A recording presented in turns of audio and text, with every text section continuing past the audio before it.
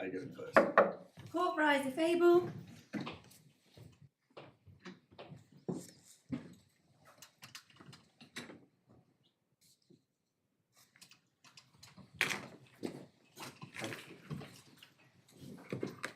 Appeal in the matter of ADP RPO UK Ltd and Haycocks. Yes, Mr. Chair. Good morning. May it please your lordships, my name is Charlene Asheru. Asheru, sorry, I'll get it right this time. That's okay, it's pronounced in many different ways, so it's fine. At least only the emphasis is. Right, carry on. Thank you, my lord. And my learned junior, Mr. Kieran Wilson, and I appear on behalf of the appellant, ADP RPO UK Ltd. My learned friends, Mr. Tristan Jones, KC, and Miss Holly Higgins, appear on behalf of the respondent, Mr. Yes. Joseph DeBank Haycocks. I will refer to the parties as claimant and respondent as they appeared in the tribunal for ease. Now, my lords, it's fair to say that the EAT's decision in this case has left employment lawyers and employers rather scratching their heads as to what a fair consultation entails in a redundancy situation. The EAT here has introduced a concept of general workforce consultation in addition to individual consultation, which has not previously been canvassed in the authorities. I propose to address my submissions in 5 parts, unless of course you have a different preference. Firstly, by way of introduction, what this case is really about, during which I will address you on Williams and Compare Maxim. Secondly, I will turn to the facts of the case, because of course those are the facts that informed the tribunal's decision below. Thirdly, I will look at the tribunal's judgment and take you through that and explain why that was there was no error of law in her judgment. Fourthly, I refer to the EAT's judgment and where it went wrong by reference to each ground of appeal. Now, my learned junior, Mr. Wilson, will address you on the 6th ground of appeal in relation to Jaffrey and the EAT. Did you say the 6th? What was the 5th? I'm sorry. Sorry, the 5th is, so the first, shall I take you through each of them? It doesn't really matter, we'll find out. 5 points. So there's 5 parts to my 5 parts to your case. submissions, and the grounds of appeal are subsets of the 4th So part. Mr. Wilson's contribution will be part of 4. Part of 4, yes, that's correct. So the first ground of appeal, so 4.1. Yeah, well, don't worry. It's very nice to have these points, to know your headings, but it'll become clear as we go along. Yes, so. thank you. So Mr. Wilson will address you on Jaffrey. Now, of course, we very much hope we don't get to that point, but we address it for completeness. And then finally, part 5, I will address you on British Aerospace and Green and the need to provide comparative scores or not in a redundancy situation, if you would like me to do so. Now, I appreciate that that is not a point of appeal, but the EAT made various comments in relation to that in its judgment, which would suggest, which require useful guidance from the Court of Appeal. I see, yes, right. I wasn't expecting that. I probably should have been. Okay, well. Thank you, my lord. Just a few housekeeping points, though, if I may, before I move on to the first part. Firstly, there was an order for the respondent to provide unredacted documents. That was an order of His Honour Judge Bean. I understand that my learned friends... Sorry? You mean Lord Justice Lord Bean? Justice Bean, sorry. I'm so sorry. I'm I hate so to sorry. think he Lord was Justice watching on the Bean. live stream and found himself on. I'm sorry to Lord Justice Bean. That was an order of Lord Justice Bean. I understand that my learned friends are not taking a point in relation to that or making an application. Those documents were not evidence before the tribunal, and I understand they're not pursuing that point. We do have copies if needed. I understand that's not necessary. Secondly, my learned friend has handed up this morning a copy of Section 188 of the Trade Union and Labour Relations Consolidation Act, Yeah. 1992. Well, very familiar to two of us, but possibly not to all three of us. Indeed. I will also be referring to that in my submissions, if I may. And then finally, you will have seen from the core bundle that the respondent has made an amendment to his respondent's notice. Yes, what's your position on that? In theory, I have no objection to that, but of course I don't know what, if anything, my learned friend will say about it, so I may need to comment on that by way of reply. Okay. Turning then to the first part of my submissions and the introduction as to what this case is really about. As you will have seen from the papers, this is a relatively straightforward case about redundancy consultation. This was a very small scale redundancy. It's not one where collective consultation obligations applied.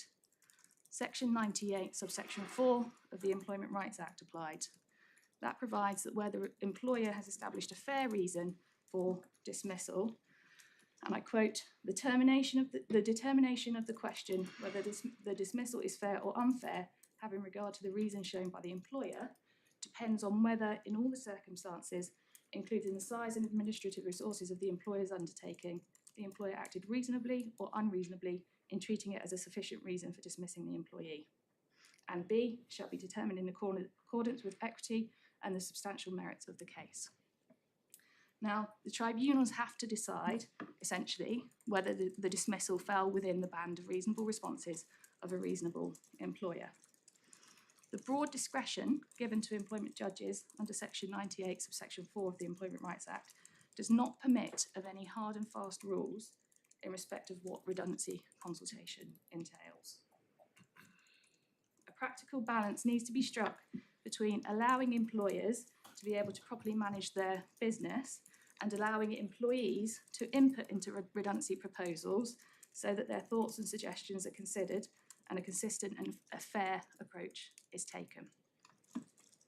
So in order to commence a redundancy consultation, of course, or process more generally, the employer needs to have reached a certain stage of proposal so that there is sufficient information upon which a genuine and meaningful consultation can take place. Now, I'll come back to the authorities in due course, but in summary, what the authorities show is that all that is expected of the consultation process is that employees are given an opportunity to ask questions and make suggestions at a time when it could make a difference to the outcome. There is no temporal requirement or limitation, nor should there be any prescriptive requirements as to what consultation entails for it to be fair. Indeed, as we'll see when we get to the authorities, the courts have even prevented individual consultation from being elevated to a pre-requirement for a fair dismissal because the statute, Section 98, subsection 4, does not allow for that. So the Employment Appeal Tribunal's decision in this case that general workforce consultation, in addition to individual consultation, is needed or expected for a redundancy process to be fair, is even more questionable in light of those. We'll have to look and see whether that's really what they were saying, but you say that is what they were saying. Yes, we say they've introduced that as a requirement in this case, and I'll go on to look at their decision in due course. But that opportunity to ask questions and make suggestions at a time when it could make a difference to the outcome existed in this case. There was a 2-week consultation period. Sorry, just while that point's in my mind, forgive me if it's in your syllabus, and I don't think it is, but you say that there's been a lot of head scratching for employers and a whole new law of consultation has been thrown into this.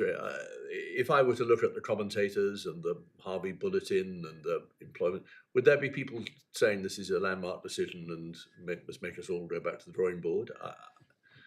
I'm no longer do these cases so regularly as to be aware if that was so. I hadn't heard that that was so. Well, perhaps not a landmark case as such, but All right, certainly- forgive Lam, I was exaggerating to make a point, but have you got evidence for your suggestion this has caused consternation in the world of HR? There isn't evidence in the bundle, my No, all lord. right, but there are various comments and articles on Yes, the I see. case by Okay. law firms, but there's nothing in the bundle, I'm afraid. So no, I well, can't take it. Are they in, for example, the Industrial Law Journal or anything of that sort? I haven't seen any, but then I haven't checked. So this is just It's from more what like I've for seen. the sort of things you're saying, be more likely to be in those sort of practitioner updates and so on. That's why I Yes. mentioned Harvey Bulletin is the one, but there are half a dozen, Yes. and I'm sure you wouldn't have said it out of nowhere. But Yes, I mean on the New Law Journal, for example, Yes. often has a little bulletin each week on employment cases. I mean, that's the sort of thing one would expect to see it in if it is causing trouble in the legal community on this issue. I'm afraid I haven't checked, so I can't comment on that.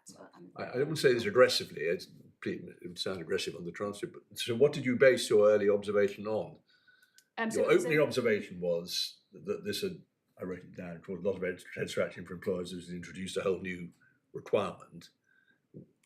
Why did you say that? Well, that's based on an online search of the commentary. Yes, I on see. the case, Okay. And also my No, discussion. no, I don't doubt you, but I just wanted to get a feel for it. Of Right, course, thank you. Thank you. No, I'm grateful. come back to where you were. Thank you. So in this case, the opportunity to ask questions and make suggestions as to alternatives did exist here. There was a 2-week consultation period during which 3 individual consultation meetings were held. Further and importantly, which you may not have picked up from the EAT's judgment, but it's not disputed between the parties, all employees in the 16-person pool were consulted with. And during that Yes, consultation... but, okay, right. I don't know whether this is the time in your submissions to ask you questions about this or whether you're going to come back to it, in which case I'll wait. But the question is what they were consulted with about. Indeed. In the tribunal, the evidence didn't focus on what they were consulted about, but there's various points in the claimant's evidence, in the documents, which show that the same process was followed for all employees Well, in the pool. just from my note, if this point can be developed later and you're just trailing it, I'm not a great fan of trailing points because you never know whether to ask about them at that stage or later. You'll be coming back to this in detail, won't Yes, you? I'll be coming back to Well, the in that facts case, in I won't note it. Thank you. Right. And also during the consultation process, another employee within the pool who was not one of the lowest scorers asked for voluntary redundancy, and that was accepted, meaning there was only a need for one compulsory redundancy. So in other words, the outcome was affected by comments and suggestions made during the consultation process. Now, what this case is really about is not whether that opportunity existed. It clearly did here. This case is really about the claimant's failure to engage with that opportunity. Now, at the EAT, the claimant focused solely on the redundancy consultation being unfair, but the reality is he said very little during the consultation process. He did engage with it at the appeal stage, and his points were duly considered and addressed just as they would have been if he raised them during the consultation period. However, at no stage throughout the redundancy process, including the appeal or the tribunal or at the EAT, or even now, has the claimant suggested an alternative that would have avoided his redundancy. So that does not mean that the opportunity didn't exist or that the process was unfair. The opportunity was there, the claimant just did not take it up. Now, All right, but let's not have a debate about it now, but since you are trailing, can I trail the obvious response? All these points you're making appear to be after the consultation started. But the point which it is said by the EAT that the ET did not address is whether the consultation should have started at an earlier stage so as to include the question of the selection criteria. So the consultation did include the question of the selection criteria, and I will take you to that. Oh, I see. I in didn't. the- Okay, well, that's important if true, but let's just see. Indeed. So, would you like me to take you to it now, or No. come on to it? Okay, sorry. I will come on to it at the point that I go through the Yeah. facts and the documents. Now, my learned friends today seem to want to shift the appeal to one of perversity. There was no perversity appeal before the EAT. And of course, the EAT practice direction provides specific requirements as to what's required if there is to be a perversity appeal, which were not met here.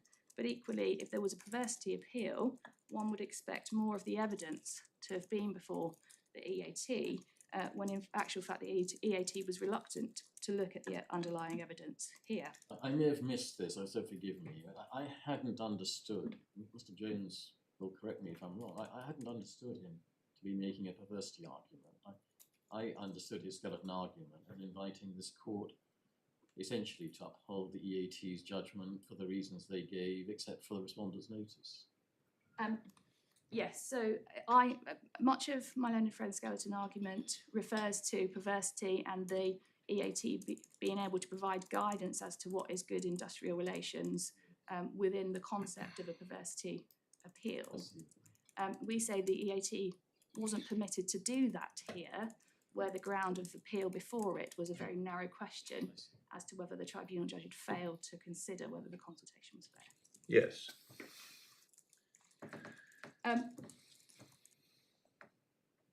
Now, the EAT here didn't look, they were reluctant to look at the underlying evidence. There was no, Well, if you're right that there wasn't a perversity appeal, they shouldn't have looked at the underlying evidence. Quite. And His Honour Judge Beard also said at the beginning of the hearing that in terms that there was no perversity appeal here. So if the EAT did decide this case on the basis of perversity... But he didn't. It's often helpful to have a sort of intro of what this case is all really about, but in a way, it's slightly unsatisfactory because you're making general propositions which we obviously want to understand and, if necessary, test you on. But after we've actually looked at what the EAT's reasoning and what the facts were and so on, are you going to do much more of this, what the case is really about? No, I was going to take you to Williams and compare Maxon to explain the point that I just made. Yes, okay, we'll do. Yeah. Perhaps if I can do that then. Is this still part of your first heading? Yes, thank you. So if we look at the authorities bundle at tab 1,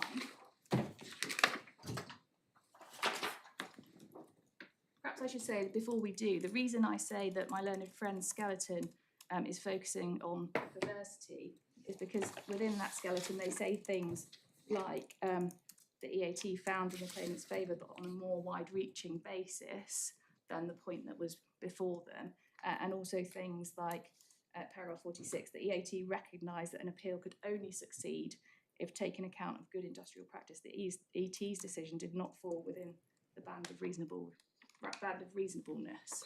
Well, it's certainly true that, in a sense, the same point, though not as such. If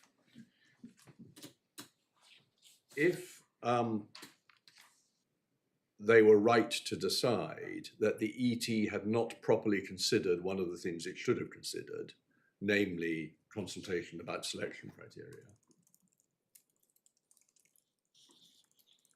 we then get to the Jaffrey question, which in a sense is a perversity thing. Was there only one answer which they could have reached on the evidence before them?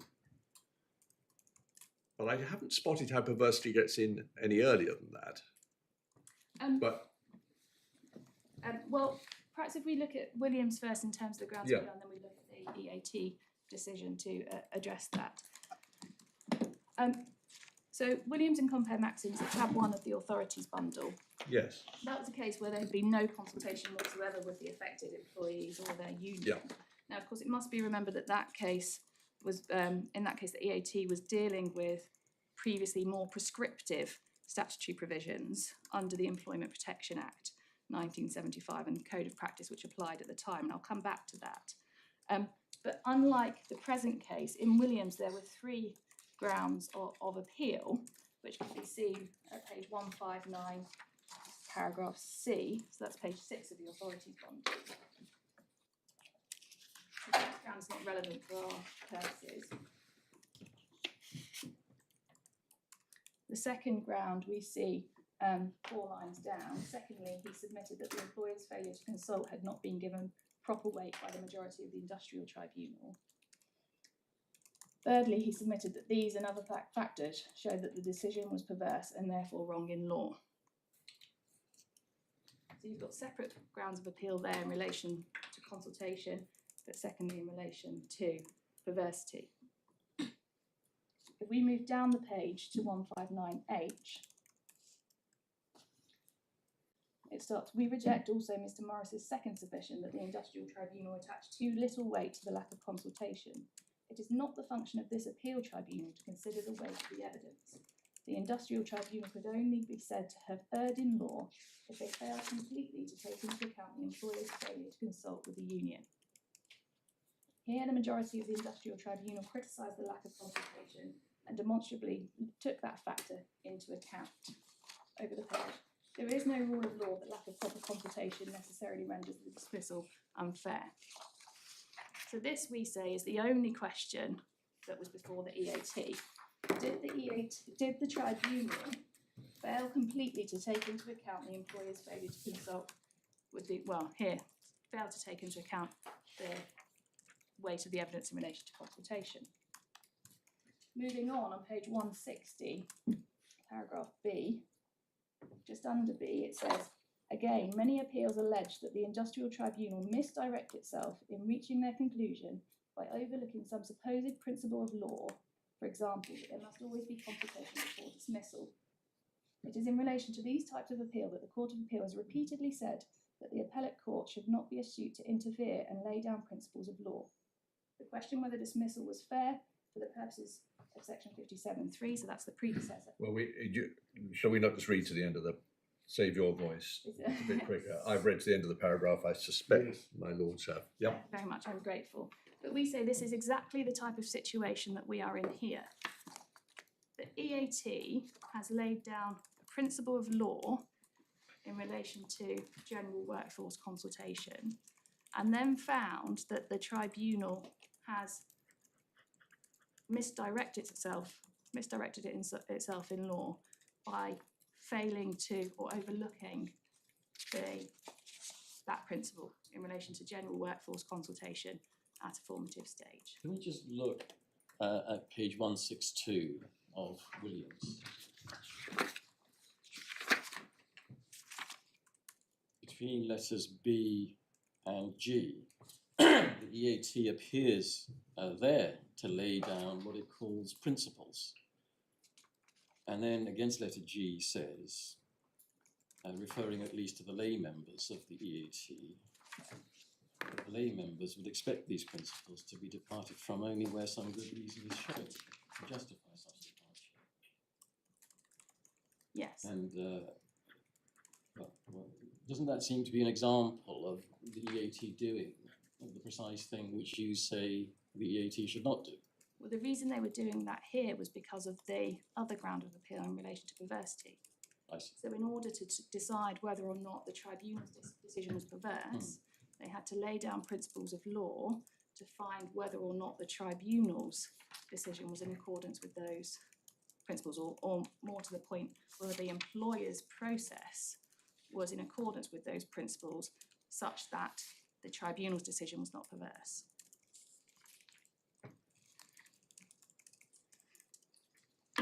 And then coming back to page 160, the EAT here goes on to deal with the high bar in relation to perversity, and I'm sure I don't need to remind you of that, your lordships.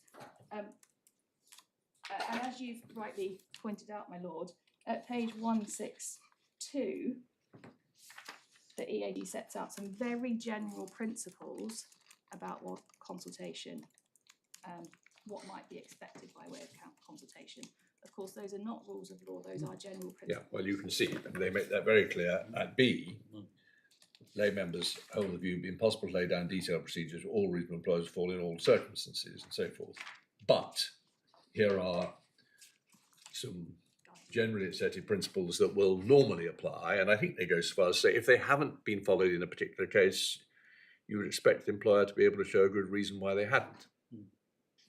Is that a fair summary of the status of these principles? Yes. But They are also called principles. Yes. Letter G, only depart where there's some good reason shown to justify such departure. Yes. Absolutely. And of course, there's the residuary point that the tribunal has to consider, which is whether overall the process was fair. So even if there was a departure and there's good reason or no good reason, the tribunal has to take a step back and decide whether that Yes. failure makes the process overall Well, that unfair. of course is true, but it's a slightly dangerous proposition.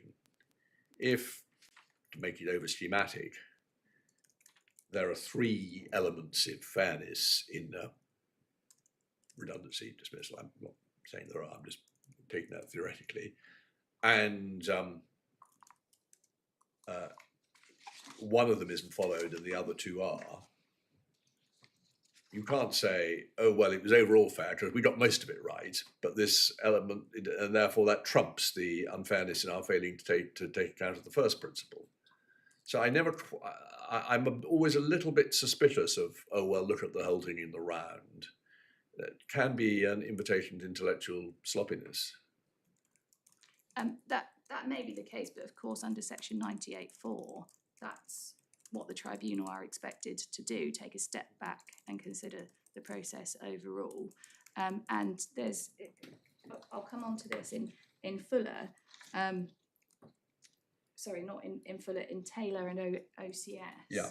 where they say when looking at the appeal, for example, you look at the nature of the failure, the nature of, firstly, the nature of the failure, secondly, the nature of the appeal process, the internal appeal process. Yes, that's a rather particular point about basically whether an unfair decision first time round could be saved by an appeal. Yes. Yes. And thirdly, the equity and the substantial merits of Yes. the case, which is that overall conclusion. But coming back to Williams, if I may,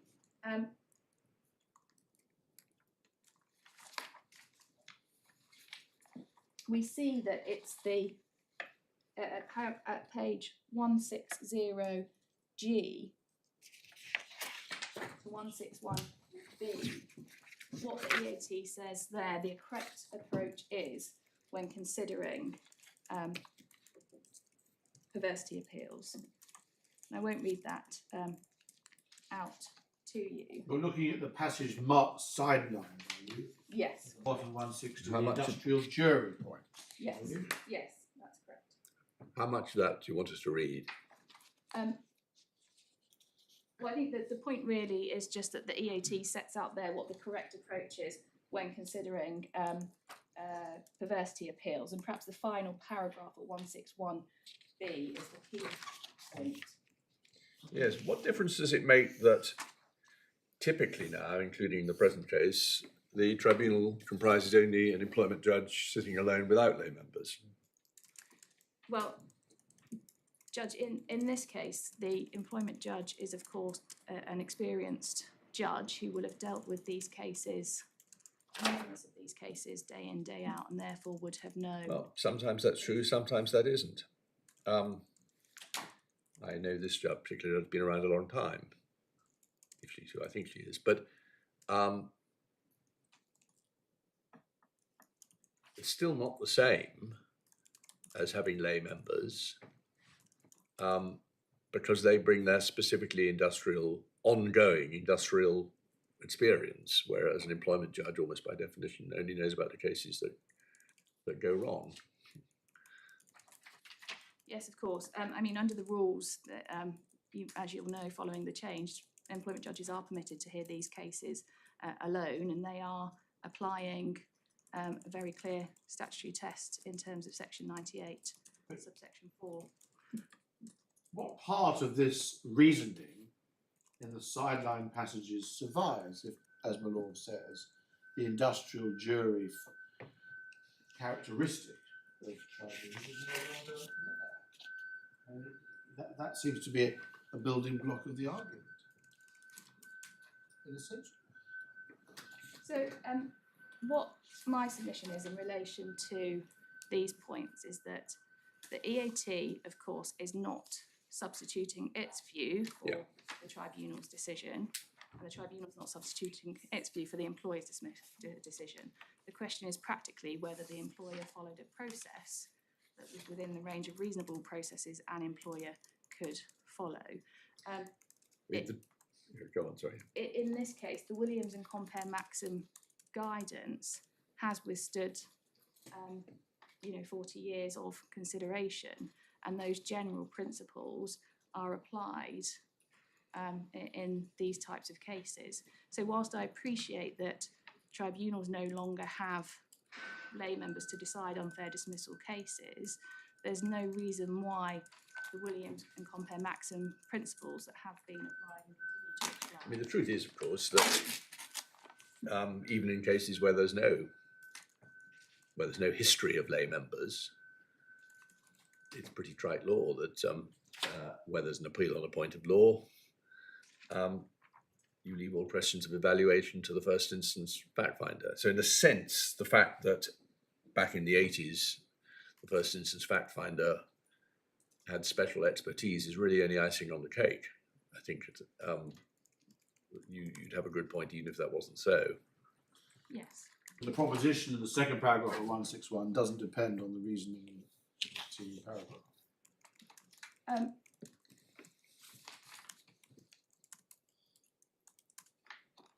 No, because of course we are looking at specific points of appeal here, and the point of appeal for the EAT in our case was specific to whether or not the tribunal failed to consider whether there was a fair consultation, whereas on a perversity appeal you're looking at more broader than that, whether the tribunal's decision was one that was plainly wrong.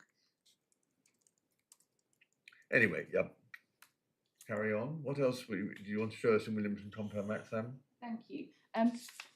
The other point to note about Williams and Compare Maxim is one that I touched upon briefly earlier in relation to the previous provisions as to what redundancy entailed, and we see those at page 163G of the authority. So the general principles that the EAT laid down in Williams were not plucked from thin air. They are rooted in the statutory provisions that were in place and the code of practice that was in place at the time. Well, but this is about collective consultation, isn't it? And isn't it all not all? Perhaps I'm forgetting my history. Was that not only where there was a collective redundancy? Section 99 was the predecessor, what's now Section 188, and I know some of the details have changed from time to time, but was there ever a time when Section 99 applied simply to a single redundancy? Well, in this case, it refers to when an employer proposing to dismiss as redundant an employee of a description. Yes, well, maybe I'm just forgetting my history. Well, hang on, no. Oh, I see, yes. So there was a point about 10 or more employees, but that was only about timing. Yes, I see. Well, I'm sure my lord, despite being younger than me, remembered it more accurately. I'd forgotten, to be frank, that was also that was ever the case. Yeah, so what it looks like from Williams and Compare Maxim is that the obligation to consult with the union applied wherever the employee was, wherever there was a recognised. Well, all right, that's interesting, that's so, and thank you for reminding me, but that's very much, I don't mean to actually say a footnote, but the EAT by that point, Sir Nicholas by that point, has really already set out what the principles are, and he says, and it's supported by by statute. So yes. If you're trying to distinguish Williams on that point, it doesn't really get you very far, does it? No, I'm not trying to distinguish, but the point I make about that is that part of the reason for Section 188, the Trade Union and Labour Relations Consolidation Act, was because these previous provisions didn't apply to non-unionised workers, whereas Section 188 applies to all employees. Otherwise, however, my understanding is that what we see from section 188 is legislative intent to set down prescriptive rules for consultation in certain specific circumstances. So, But where does that get you? so the point really is this, that collective consultation is only necessary now where there are 20 or more Yes, employees. but the judge in this case wasn't saying that there should be collective consultation. No, but what section 188 does is provides very restricted circumstances in which prescriptive No, rules I understand that. So if the judge had said, in every case there ought to be collective consultation, and if there isn't a trade union, you'll have to elect representatives and so on, you would say, hang on, there's a statutory rule about that, and it's only, and you can't, that's not the reasoning in this case. I mean, this is not a problem with trailing things. I mean, we have, maybe you're going to show me that the judge did say that, but I'm pretty sure he didn't. Well, what the judge says, perhaps if we turn to that now, actually before we turn away from Williams, we should just look at the word of warning given at the end of Williams, page 167, B to F. I'd invite you to read those passages, please.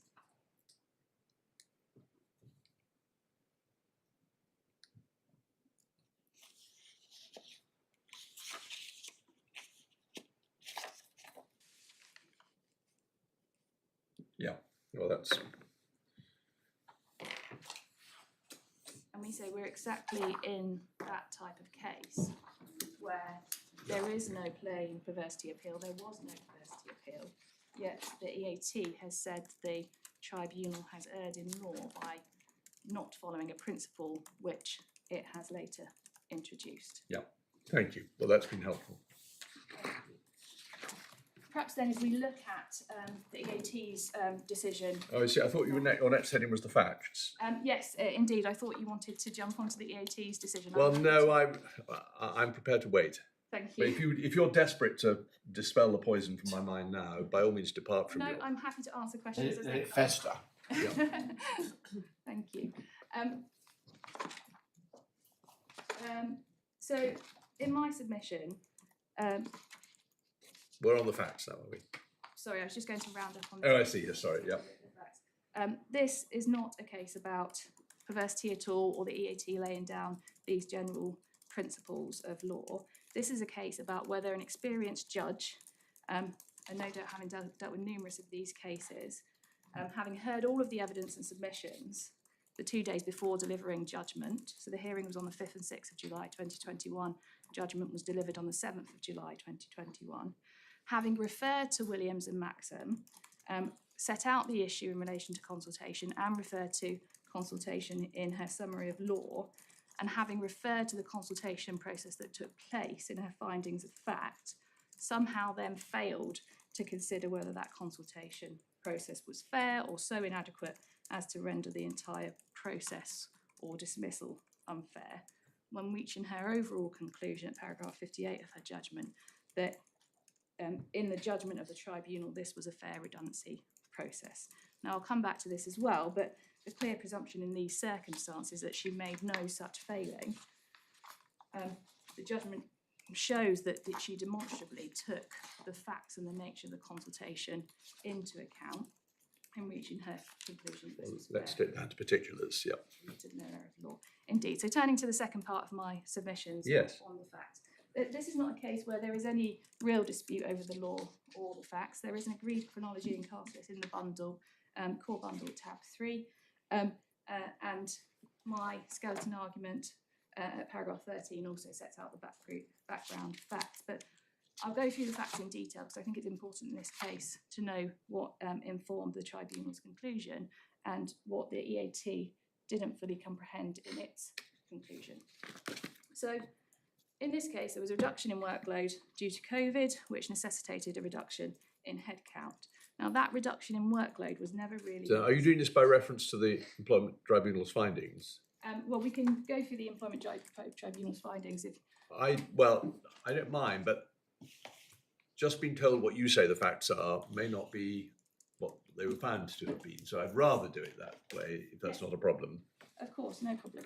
So if we look at the tribunal judgment, it's tab 9 of the core bundle, and the findings of fact start at paragraph 11.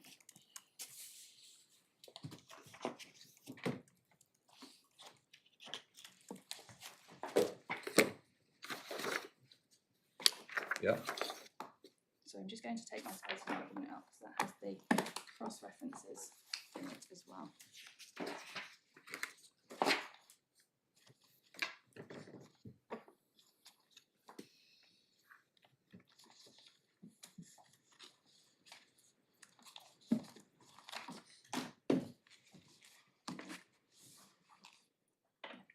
I mean, obviously we've read this and we've read the findings. What will help us most is to have our attention drawn to the particular findings which you want to emphasise because they found the submissions you're going to make.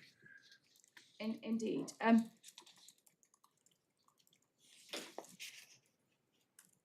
Now, in relation to the tribunal's findings, you'll see at paragraph 21 the reduction in workload. In paragraph 24, at the end of May 2020, Respondent decided they would have to make redundancies within the group of 16 members in London.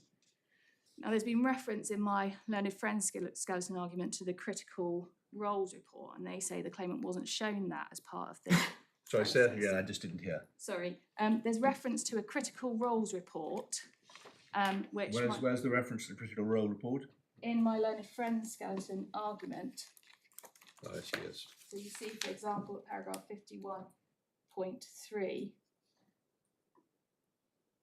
where it says no detail was provided regarding the reasons for the proposed redundancies in the GS critical roles report, which underpinned the decision making. That was not shared. Now, the critical roles report only goes to the reduction in workload, so the client requirements.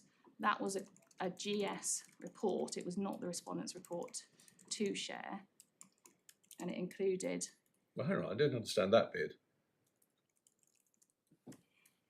This was a report produced by the client, As to their requirements going forward. AGS. Oh, I see. It was not for them to say. You don't mean by way of disclosure. You mean it wasn't for them to share with the employees at the time. Yes, I see. Okay. And in actual fact, there's never really any dispute about the reduction of workload and the reduced number of the claimant's requisitions. Yeah.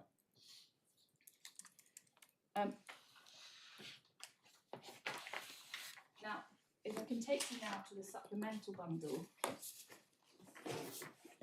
Whilst the tribunal decision doesn't deal with this directly as such, I don't understand it to be in dispute that all 16 members were consulted with, which comes back to the point earlier.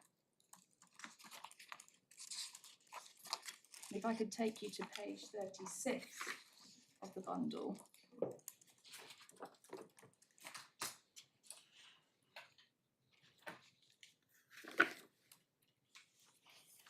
Perhaps if before we get there, it's not disputed as far as I know that all 16 people were marked against selection criteria. I'm sure it isn't. That selection criteria, we'll see from page 32 of the bundle, came from the UK, not the US. Oh, wasn't there a finding that came from the US, or have we misunderstood that? Have I misunderstood that? Well, I think in the EAT's judgment, there's a finding that it came from the US. There is a finding. I saw that obviously the EAT, but I thought it was based on something I'd seen in the. I haven't looked at the documents, the supplementary bundle, but I have obviously looked at the decision. And wasn't there a reference to the criteria having been supplied by the American? Yes, so that's paragraph 26. Sorry. So at the beginning of June, the HR team of ADP Inc. supplied the London team manager through her ADP UK HR. Sorry, where do I find this in paragraph 26? First line of 26. Oh, I see. So the back where it says the HR team of ADP Inc. supplied the London team. Yes. But that is in fact incorrect because we see from the documents before the tribunal, Well, page 32. We're not absolutely strict. If there's clearly an error, that's fine. But that's the finding. Yes. Well, Dibeni, show us why you say that's obviously wrong. So page 32 of the bundle. Supplemental bundle. Yes, sorry, Email from Lucy to Donna. that's correct. You see the final sentence, I've asked the team to share a redundancy selection criteria matrix with me. So as soon as I have this. I will So this is from Lucy. Who is Lucy? She was part of the UK HR team. Manager. And then we And see, who's she writing to? this is the HR lady in the US. US. So Dana is at Inc. Yes.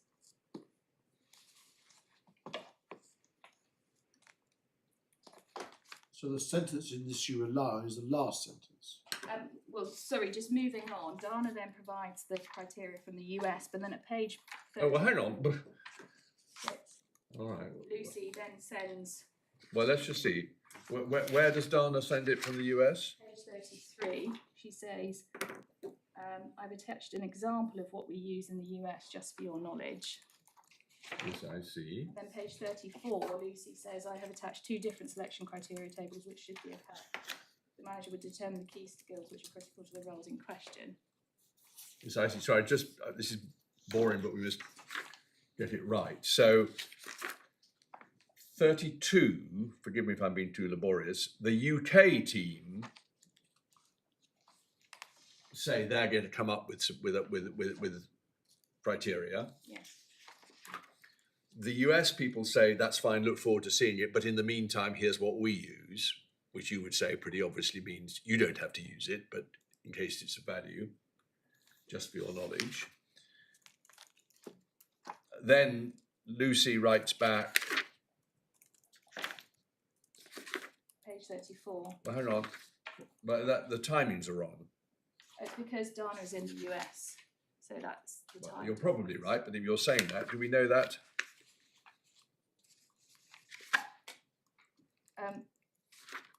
Well, the address on her footer is the US, but No, my point is about the timings. yes.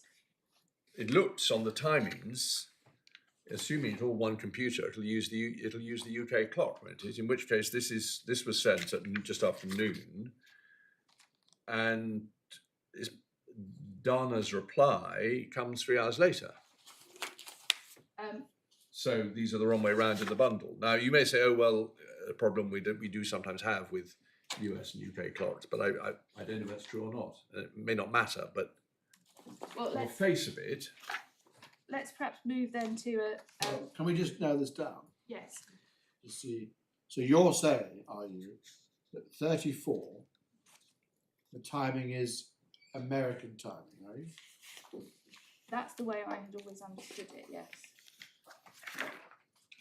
Could I point out that the on 34, the timing is presented in the judicial knowledge of this American fashion, June 11th, 2020. Whereas on 2033, it's 11th of June 2020. So in other words, sorry, I am giving evidence here. well, it may ultimately it may not matter, but I mean, you appreciate Let me perhaps it's a bit take- dodgy for us to be looking at this at all in view of the tribunal's findings, but it's not doesn't mean we can't do it. But you say the way it is, assume you're right about the chronology, it may not matter at the end of the day anyway, it's quite clear that Lucy sends 2 different selection criteria which should be of help. Yes. I don't quite know what that means, but certainly these are sent by Lucy, who is in England. Yes. And then Dana writes back, apparently in response to that, we can't be sure, but that looks like it, saying, you're amazing, thanks so much, we'll review these and let you know if you have any questions. And then the next day, no, a week later, Dana writes, thank you for this information. It's not clear what this information is, but they are making various points, including the third paragraph. I'm working with the manager on completing the assessment criteria spreadsheet you sent me, and he has a question. I don't know what completing means, but still. And then there's a point about consultation, which may be relevant but isn't relevant specifically to the question of selection criteria, where they came from. And then, so broadly speaking, you say that if you read this, it's perfectly clear that although the American HR people had a look at them and made comments on them, the actual criteria to be used were produced in England. Yes, so if I could take you to the bit, you see point 1 at page 36, the bit at the end of point 1 in brackets. I moved what you gave me from Word format to Excel to make it easier to do more than one at a time.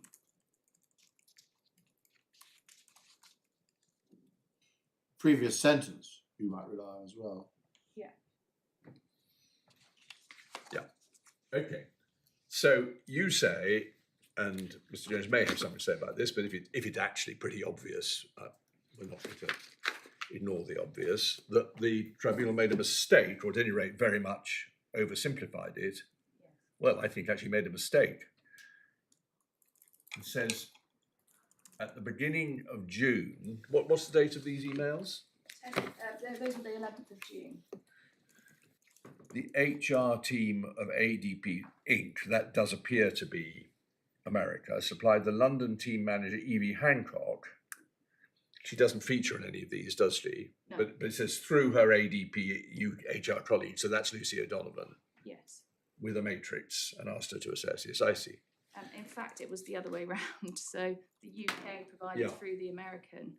Yeah, well, as you say, that is, if you're right about that and you're allowed to take that point, that is a little bit significant, because the EAT, as we're going to see, did attach some importance to these being American criteria, with a slight inference that they're not likely to be appropriate to English workforce.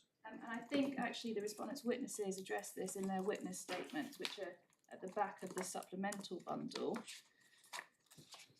Hang on one second, just to make a note here.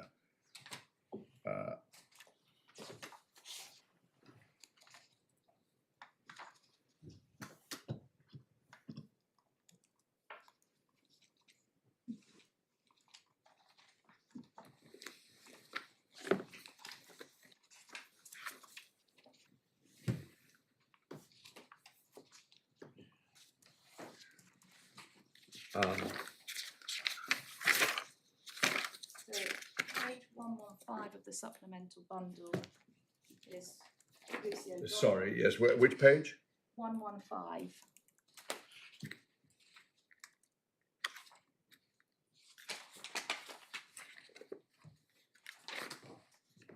Paragraph, and at page 116 and paragraph 7. Can that be right one? I haven't got any paragraph 7. I've got subparagraphs K to M. So this is the supplemental bundle. Oh, sorry, that's the answer. So sorry. So page 115 is the start of Lucy O'Donovan's witness statement. Yeah. Paragraph 7. She says, I supplied EP with redundancy selection criteria. My view was that it was better to make decisions based on uniform selection criteria and not ask all the affected employees to reapply and be interviewed for the roles to remain at the end of redundancy exercise. This is consistent with other redundancy exercises carried out by the ADP group in the UK, which I've been involved in. Yes, I see. Remind me, were the witnesses? I appreciate it was a problem because the claimant was effectively unrepresented. But were these witnesses cross-examined? Yes, the claimant was represented by his father. Yes, who was a solicitor but not a advocate. Yes. They were cross-examined. There's also a problem on appeals, even the AT and A40 you're right here, being told what the paper evidence was without seeing what the cross-examination was. Of course. And that, of course, applies both ways. So the EAT had incomplete evidence upon which to base its findings, whereas, of course, the tribunal heard all of the evidence and all of the submissions. But and you would say, if frankly, in a strict case which isn't a perversity case, we shouldn't even see the witness statements. Sometimes there's over strict because like useful background and so on. In a perversity case, you've got to see the witness statements and a note of the evidence, counsel's note if there isn't a transcript. Yes. We don't have the latter. Yes. There's 1 or 2 notes for cross-examination in here, aren't there? But again, I didn't look at them. I'm So afraid. those are the notes, very, very brief notes that the claimant's father I took, I understand. Yes, okay.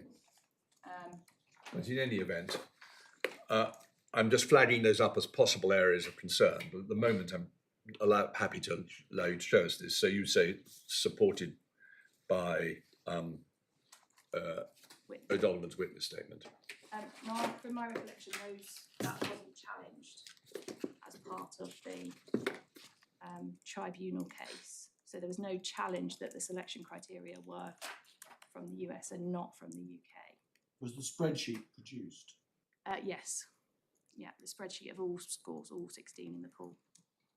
It's a bit odd if it wasn't challenged, that the ET fell into what was like pretty basic error about facts. Judgment. Yes. There was equally no challenge, despite what the claimant says in his witness statement. There was no challenge or cross-examination put to Miss Hancock, the manager, about the actual scores.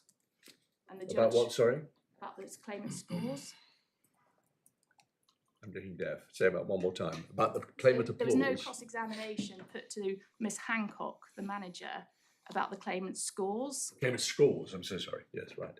Um, Well, the moment we're on yes, selection criteria, Yes. so And just for completeness, paragraph 8 of Miss Hancock's statement. So her statement starts at page 120 of the supplementary bundle, and paragraph 8 at page 121 says Lucy supplied me with recommended redundancy selection criteria. Sorry, which paragraph from Miss Hancock? Paragraph 8.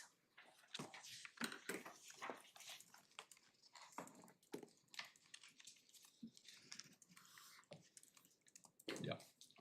Now, And this is the evidence, because it's Miss Hancock who's being referred to in paragraph 26 of the decision. yes, Miss Hancock. Was this point made to the EAT? That is to say that the ET had made a mistake. It would be made by you, obviously, but that the ET had made a mistake on this point. Yes, so I think I set it out in my skeleton argument. So it's an argument to the EAT. We've got that at Sorry. we've got that at page 13.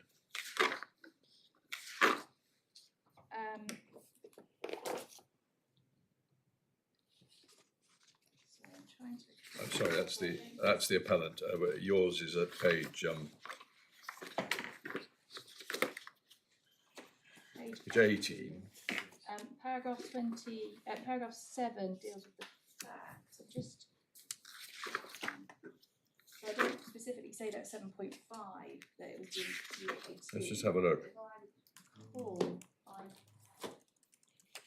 I take the EAT to it in my. Sorry, let me just see it.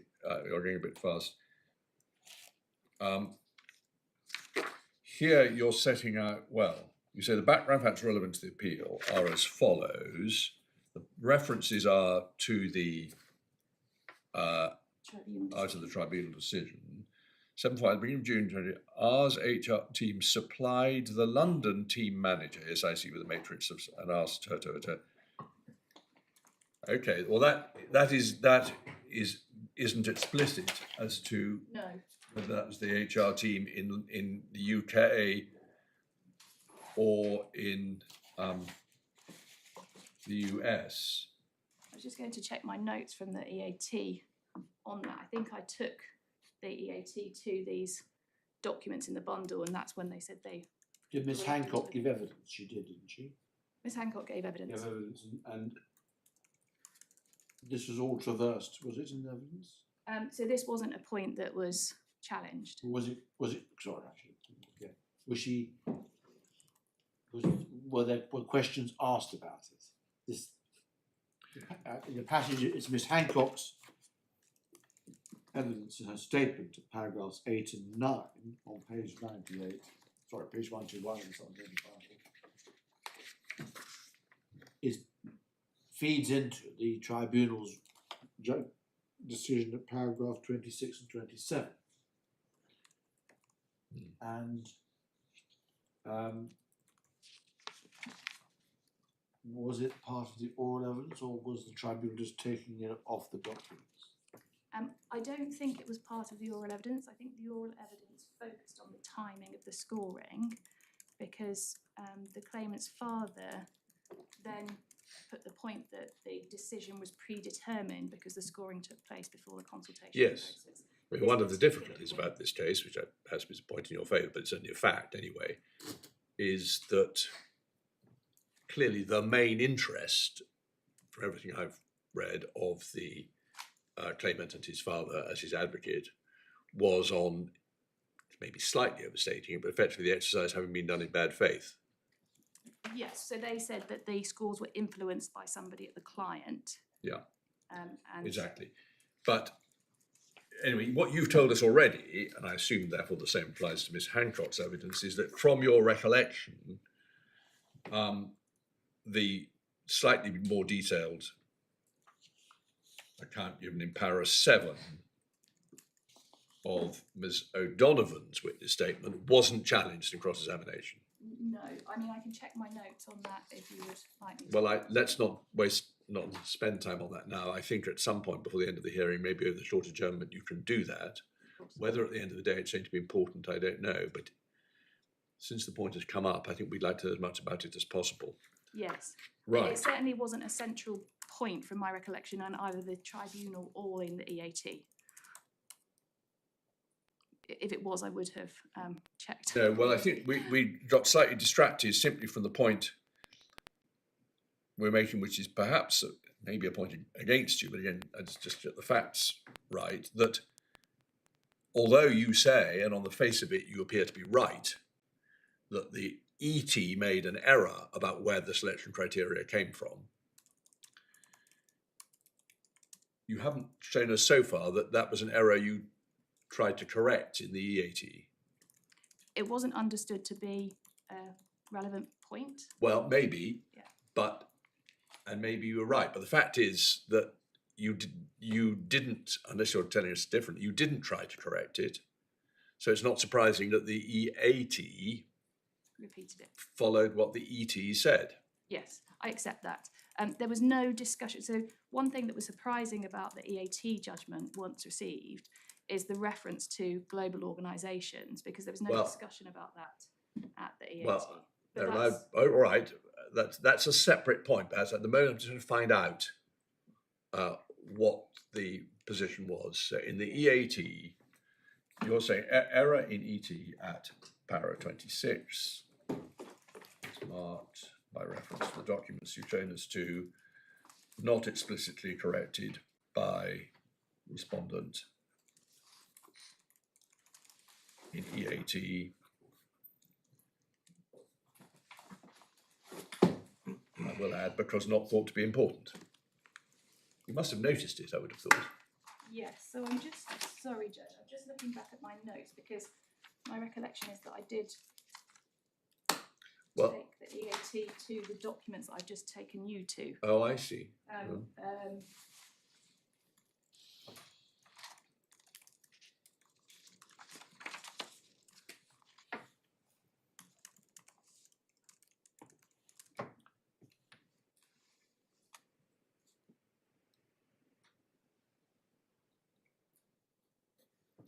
Well, look, can I suggest that rather than doing this on the hoof, we're clearly not going to be finished by lunchtime. Can I ask you to do some work on this over the,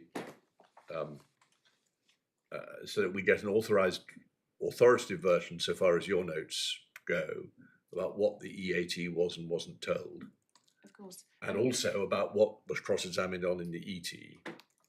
Quite what we do with any of that, I don't know, but we at least need to know clearly what you say happened. Yes. Right. Then let's get back on track. you were showing us this mistake. This is all part of your taking us through the findings of fact Yes. by reference to what the ET said, and this was really the first point you've come to, Yes. and it's one where actually the facts are not as you say, not as recorded. Yes, indeed. Okay.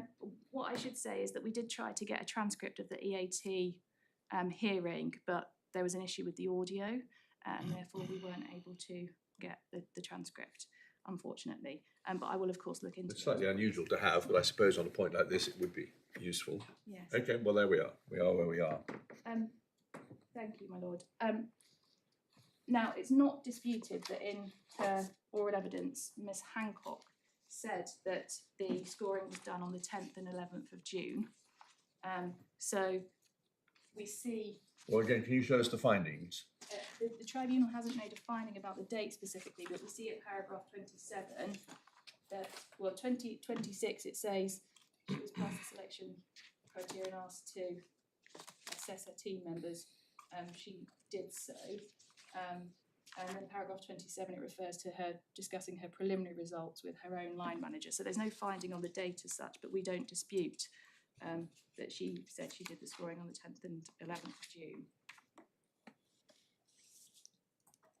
Now, I'll come back to that in due course, but the claimant did not ask for those scores during the consultation process, and he did not challenge any particular scores or Miss Hancock's good faith in reaching those scores. And those are, in my submission, important factors. All right. I'm finding it difficult.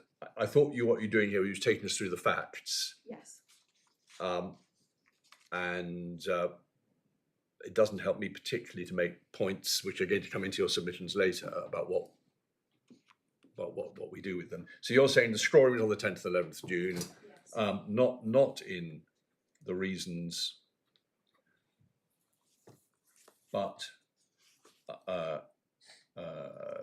not disputed. You believe not disputed. Yep. Okay. And I do recall specifically on this point, and have checked my notes in relation to it, that Miss Hancock was clear in her evidence that the selection matrix and the scoring was just one part of the process. The consultation was another part of that process, and the final decision wasn't made until the end. I of don't the know what that consultation means. period. So this is in relation to the claimants putting the point about the scoring, meaning that the decision was predetermined, and Miss Hancock. But that's not an issue anymore, is it? No, because that wasn't decided, but it certainly seems to be part of the claimant's case that the decision to dismiss him was decided at a time before. That was his case in the ET, which was not accepted by the ET, has not been revived, has it? No. And so why are we interested in whether it was predetermined? We know it wasn't. Well, the claimant's case now is that there was no consultation at a formative stage, and that's in reliance on his position that, as I understand it, that the scoring was done before the consultation, and therefore the decision was made that he would be made redundant. Yes, but you're not disputing that the scoring was done before the consultation. Yes. So what we dispute is that that doesn't mean that the decision was predetermined. That doesn't mean that the consultation took place after the formative stage. well, once you've chosen your selection criteria, is it part of your case that it was realistic to suppose that when they came to speak to him and consult with him, he said, what selection criteria did you use? Oh, I think you should have used different ones. And you said, oh, all right, we'll do the whole exercise again? Well, yes, there's no Really? there's no evidence to suggest otherwise. If it's a Well, case of, what about common sense? well, if it's a case of a particular selection criteria not being relevant, then it could be just taken out on the scores, adjusted or retotaled accordingly. But that was never part of the discussion. So we're talking about It's never part of what discussion? during the consultation. Let me No, exactly. That's the point. He's faced with the fact. They consult. We said we've done a selection exercise. We've scored everybody. I'm sorry, you've come at the bottom or bottom but one. But that It's wasn't, not realistic for him to say, do the whole exercise again, is it? well, in this case, he didn't know that he had been scored the lowest. So in the consultation. Well, I thought that's what they process- told him at the consultation, isn't it? At the end of the consultation, Yes. at the final meeting. But if we just look All right. at the, Well, if I may say so, this demonstrates, I'm sure we're partly to blame as well, but if you just take us through the story, then you can make the points. Because at the moment,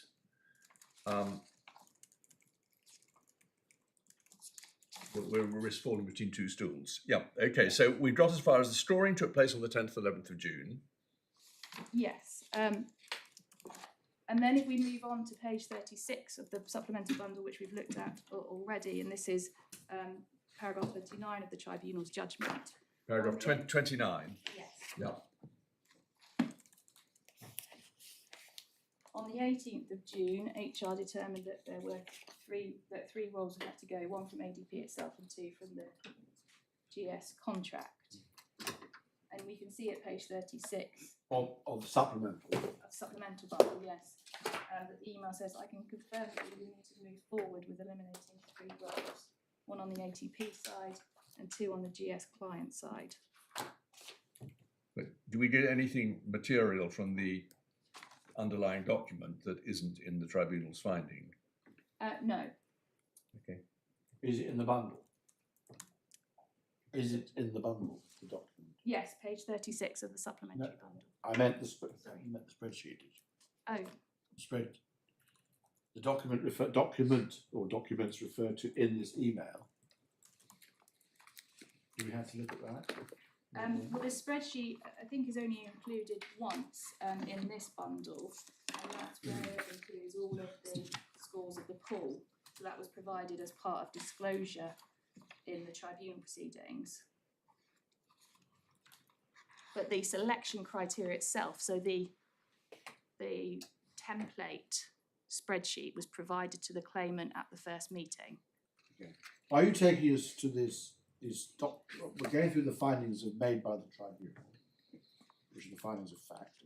Are you taking us to the supplemental documents to illustrate that, or to supplement the facts in some way? Deviate from what the findings were? For my part, I'm not quite clear what the exercises were engaged with. In some cases, it's to supplement. In some cases, it's to support the tribunal's findings.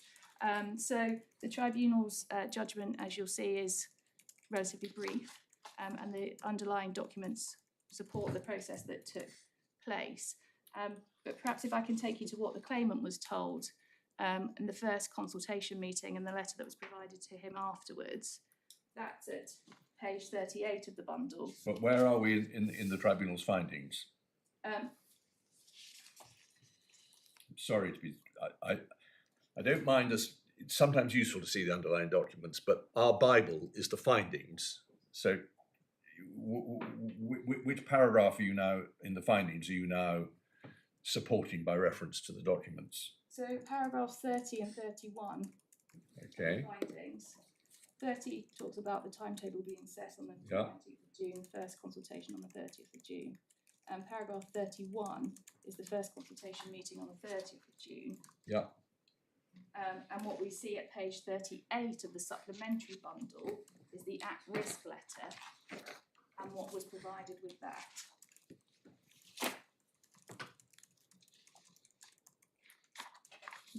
Yes, so the tribunal doesn't actually make a finding that he was given the letter at that meeting, but he was.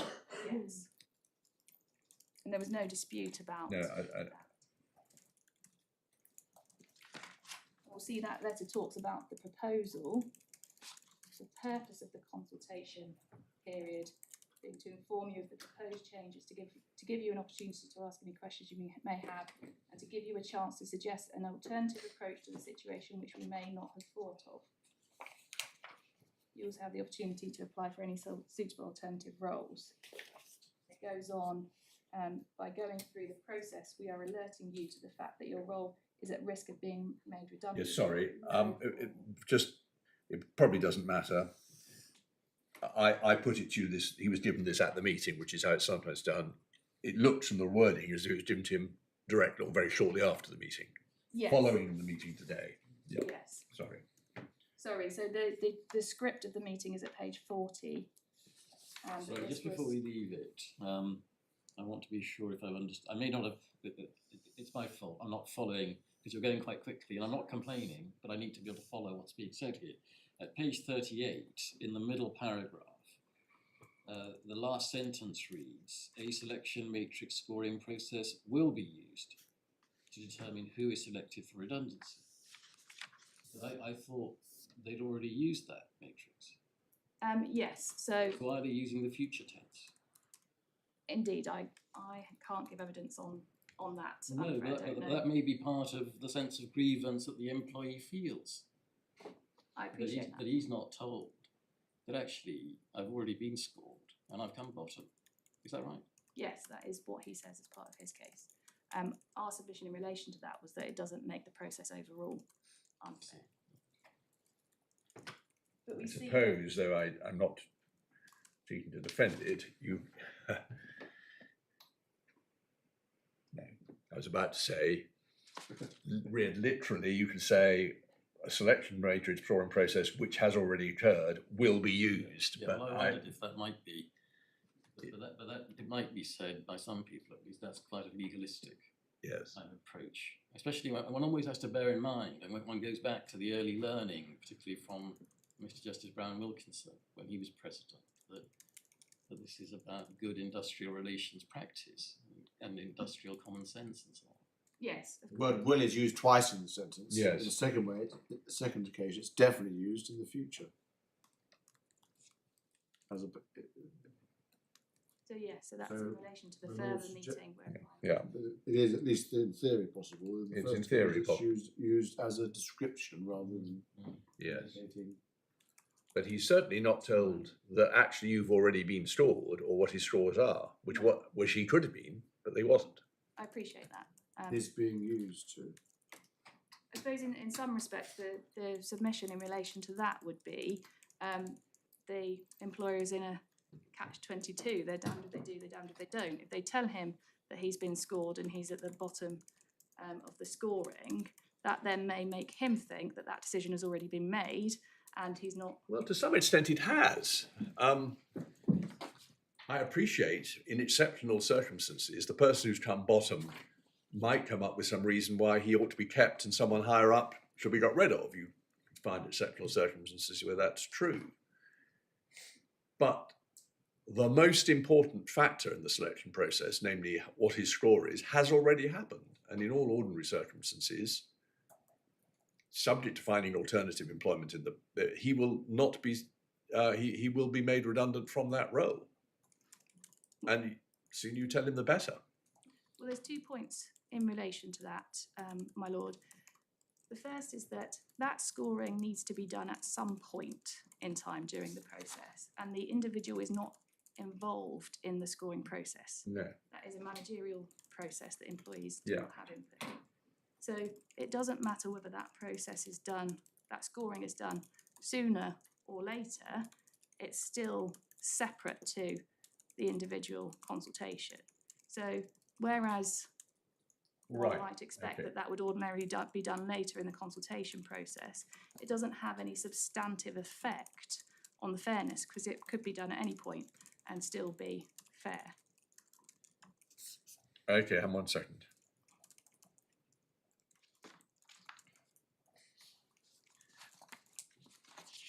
So as long as you are consulted after you've been told, that's all that really matters. The fact that it's done rather late in the day isn't important. It doesn't matter in my Yeah. submission, it's irrelevant.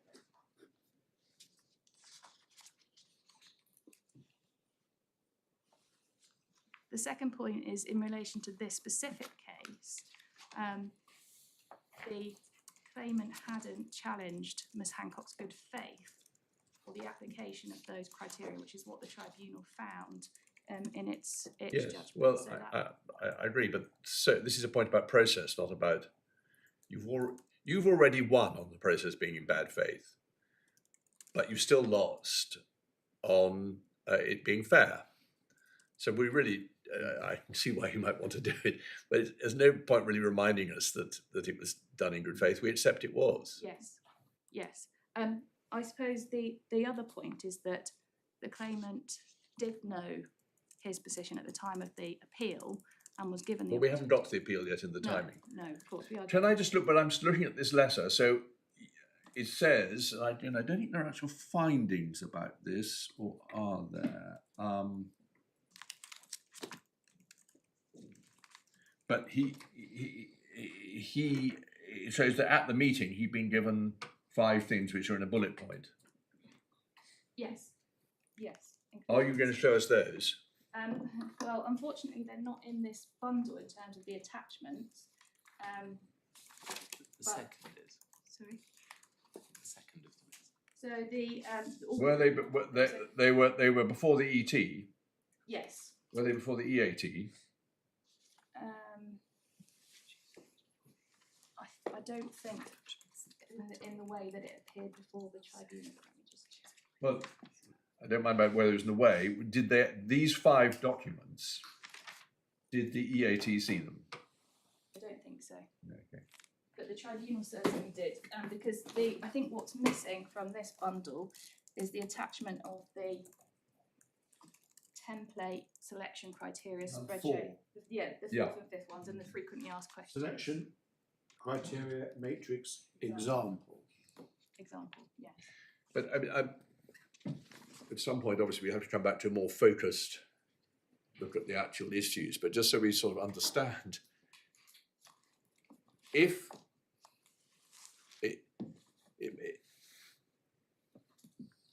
it might be said, maybe you are about to say later or now, well, he was shown the selection criteria matrix example, so he could have said, well, these are rubbish criteria. Yes, That is part of your submission, this is. yes. And I agree, logically, you don't need to show us those criteria in order to make that point. And I'm bound to say I would quite like to have seen them, just as general background. Yeah. Are they available?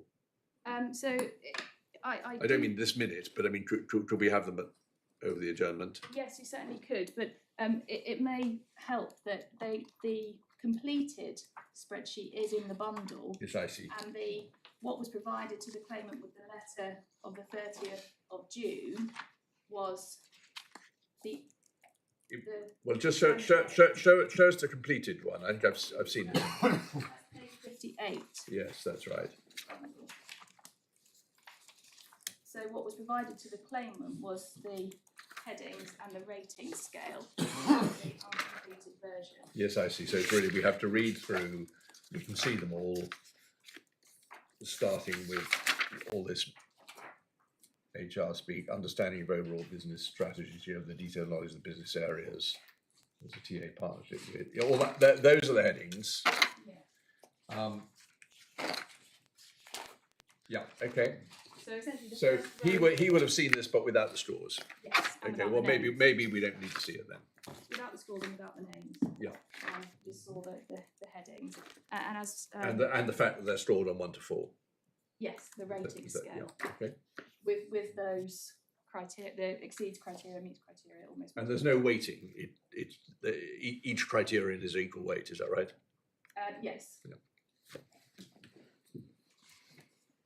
And as my lord points out, that in the letter of the 30th of June, it's referred to as an example. And so the submission is, as you've rightly predicted, that he had the selection criteria matrix. He could at any point have questioned those. He did in fact question one of them at the final meeting, the omission of length of service criteria. And I appreciate I'm jumping ahead in the story, but at the appeal, he also says he could have picked the phone up to Miss Haycocks at any time, and we've got that in the bundle. Well, shall we take it in stages? Absolutely. So we've jumped. So really, yeah, so he got that. As per 58, following examples, not an ideal world, but it is the template used. Yes. Yep. Now, in my submission, that is standard process in a redundancy procedure. Employees are provided with the reason, the purpose of the consultation, the selection criteria and the fact that, and there may or may not be frequently asked questions with that. They're also provided with vacancy list, which the claimant was provided with here. Now, just pausing there, the EAT in this case found that consultation took place much later than the formative stage. Now, my learned friends in paragraph 44 of their skeleton argument say that is just a statement of fact as the EAT saw it. It was not open to the EAT to make that statement or finding of fact when it had not heard all of the evidence. But looking at the chronology here and the tribunal's findings, the tribunal finds that the respondent realised the need to make redundancies at the end of May.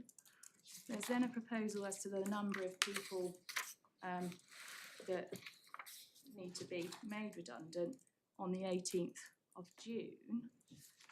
We have in the bundle, albeit I appreciate not in the tribunal's findings, the US HR partner saying, can we start these meetings on Monday? And the UK HR manager saying, Where have we seen that? I can take you to that. So page 37 of the bundle. But what, okay. Well, the point is really this. Sorry, we got ahead of this. I thought we'd got up to the meeting on the 30th of June. Yes, so I'm just taking a step back in terms of the chronology because there's only a very short timescale here between realising the need to make redundancies, the proposal as to the numbers that need to be made redundant, and then the start of the consultation process. So the question really is, how much sooner could consultation have realistically started in the circumstances? Well, couldn't it have occurred before the storing? Why couldn't it have occurred in the first week in June? Well, at that point, there wasn't a clear view as to how many redundancies there would need to be, or whether there would need to indeed be any. So we see at page. Well, at the time they did the scoring, that wasn't because there might not be a redundancy situation. So at the time they did the scoring, there was an overall view at the end of May that there would need to be a reduction in headcount, but there was no concrete proposal as such until. It must be quite concrete, because why are you scoring people for redundancy? Well, quite, and it wasn't just that team; it was other teams. But equally, if something had happened in that period where they decide actually we don't need to make redundancies in this team, then the scoring is just set aside. Well, surely the tribunal made a clear finding about this in paragraph 29. On the 18th of June, HR determined that 3 roles would have to go. Yes. So that's the 18th of June, That's and before redundancy, and the consultation started just over a week later. And we see at page. Yes, I can't believe again, this is rather cock eyes. We haven't actually got the AT decision in front of us, but I don't think the AT was making a point about it could have occurred rather sooner between the 18th and the 30th. Nothing really turns on that. The real point is it could have started before you started storing and decided, therefore, what criteria you were going to use for storing. That's that point, isn't it?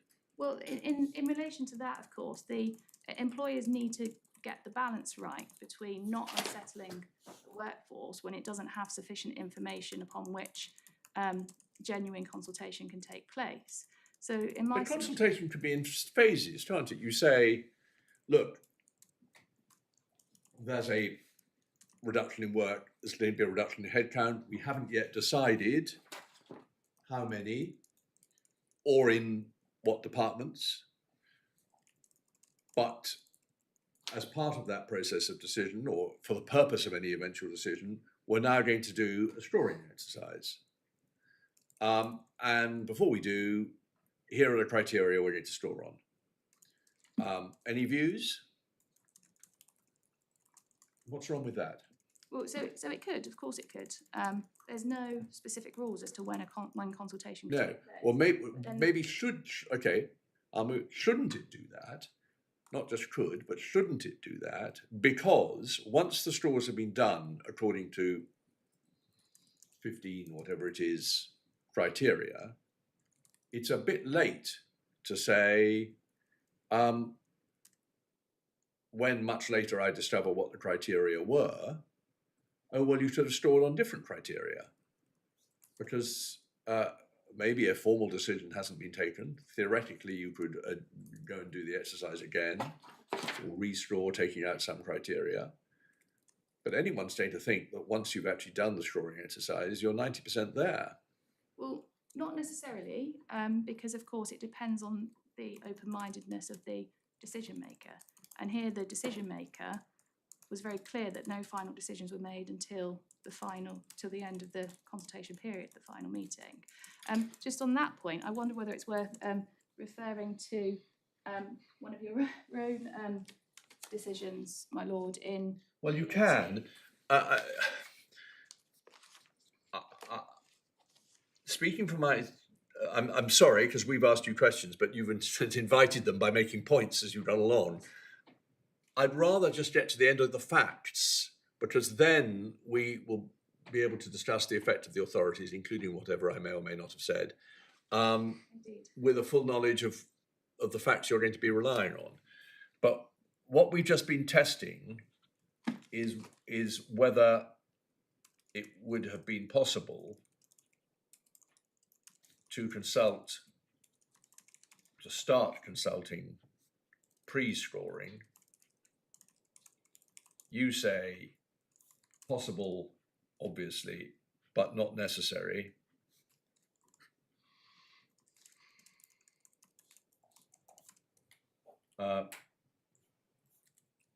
Employer, respondent can always revisit the criteria and the scoring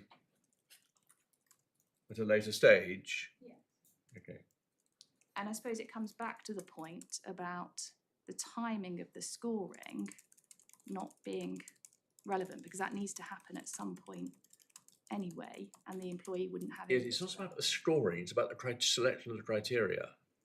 Yes. Anyway. And on okay, that, so you were taking us on through the facts. So we got to the meeting of the 30th of June, and you've shown us what he was seen then. yes. Sorry, we've seen what he was shown then. Yeah. And we say that he could have challenged any of those selection criteria, but he didn't until after the decision was made. And when he did challenge them as part of the appeal, those points were duly considered and addressed. Now, I was going to show you page 37, where the UK HR person, Ms. O'Donovan, says we would normally consult with associates for a period of at least 2 weeks for the number of redundancies you were talking about. And then she goes on to say, starting the meetings on Monday is too soon, as I will need to align with Annabelle on the criteria being used in the script wording, etc., once you have finalised them. And then she proposes a 2-week consultation period, starting week commencing the 29th of June, and that's what happened here. Yeah, well, that's consistent with para 30. Yes. Okay. And again, whilst the tribunal doesn't deal with this expressly in its judgment, at paragraph 31, it says the claimant's called to a meeting on 30th of June. He heard that morning from a colleague who had already had his meeting what it was to be about. And that's an indication, which I don't understand to be disputed, that all 16 people in the pool were consulted with. Yeah. And the claimant's own witness Again, statement, I've never seen any suggestion that that wasn't the case. no, quite. Although the EAT doesn't refer to it in Well, its it's because they refer to the points on which they decide the case. But anyway, yeah. Indeed. So there was a 14-day consultation period. In my estimation, that's relatively standard practice, especially where there's only a 30-day consultation period required, where there's 20 or more employees. The first consultation meeting took place on the 30th of June. We've dealt with that. Can I just, I'm sorry to interrupt you again. The document at page 40 is the copy of the words that were read out, isn't it? Yes, that's the script. And what was read out to him at the meeting included, under the heading Business Rationale, second paragraph. Today marks the beginning of a consultation period. During the consultation period, we intend to discuss the selection criteria and process we will use to determine which role or roles will be redundant. Sorry, so you're on page 40? 40, Yeah. the sentence beginning with the word Yes. today. Today marks the beginning of a consultation period. During the consultation period, we intend to discuss the selection criteria and process we will use to determine which roles or roles will be redundant. Yes, thank you. So that, thank you, my lord, that also supports the point that the claimant could have raised anything about the selection criteria that he wanted to challenge during the meetings. Even though their selection criteria they in fact have already used. Yes. Now, I And appreciate... it's slightly poorly worded, isn't it? The selection criteria are about which individual will go, not which roles will be redundant. I mean, I think this was a standard template. It wasn't quite thought through for it. It also I mean, there are two questions, aren't there? There are two questions. Which roles will be redundant? And then if it's a role which more than one person does, which person doing that role will be chosen? It can be more complicated than that because you can sometimes move people from role to role. So that's if you have a wider pool, effectively. I don't think anything really turns on that, but there's a slight feeling this is all very template driven and not really thought through for the particular case. I mean, another oddity I've just noticed is it says following the meeting today, but it then says you have been provided with copies of the following documentation. One, this letter. So he's given a letter saying following the meeting today, but he's given it at the start of the meeting today.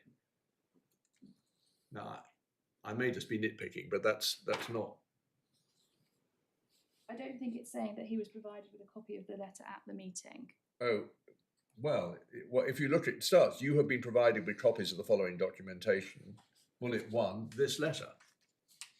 Yes, I think the issue, of course, is that none of this was canvassed in the evidence at the tribunal, so I don't know what No, the okay. response might have been. Well, but just looking at the document, and frankly, this doesn't surprise me. I've seen plenty of these. They are very HR driven, and sometimes things are a little bit illogical. There's a letter you're going to be given after the meeting, which in fact you're given at the meeting, and usually at the start of the meeting.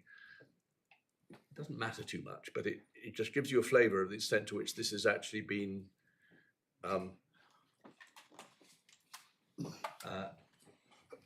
adapted to the particular case. Yes, I mean, we have to remember, of course, that the people drafting these letters are only human. They are only Yes, no, I see managers that. or HR managers. at the moment they are. No doubt AI will take over in due course. But it hadn't at this stage, so... There we go. And rather confusingly, next steps, at the end of this meeting, you'll be given a pack which contains, and then 4 of the, it's again, the same. Not the criteria. Yeah, we're not going to go on kicking. The case isn't going to turn on this, but I mean, ultimately, the point is that the tribunal heard all of the evidence and was entitled to find yeah, she did yeah, okay. overall that this was a Okay. fair process. right. But the point that you're entitled to get out of this, despite a couple of questions that we put to you testing it, is that he is told, here are the selection criteria, you can challenge them. It's true he isn't told they've already been employed, but you say, well, if he says they're bad criteria, if you've got an open mind, you might say, oh yes, they are bad criteria, we'll try again. Yes, Okay. right. And when he did challenge the criteria at the appeal, that was duly considered and rational explanations provided. Okay. Now, part of what the claimant says now in my friend's skeleton argument is that he didn't know how many people were in the pool when he didn't know at risk, and he didn't know how many roles were to be made redundant. The claimant's own evidence at the tribunal in his witness statement, which I can take you to at page 109 of the supplemental bundle. His witness statement starts at page 100. I think this is an extract of it. I don't think it's the whole thing, but at page 109 is the key point. So you see there at B, before the second consultation meeting, he's aware that everyone in the team had been put at risk. So that's Sorry, just- which paragraph are we on? So B, What is that? What, this is about the 30th of June. We have to read the previous page. Yeah. yes, sorry, so this is following the 30th of June. And at paragraph B, 3 lines up from the end, towards the end of the line, it says, it seemed that everyone in the team had been put at risk. And then paragraph 26, he says he was informed on the 8th of July that only two people were being made redundant. Okay, we're getting ahead of ourselves. This is his evidence about which underlies the point at findings para 31. Yes. Okay.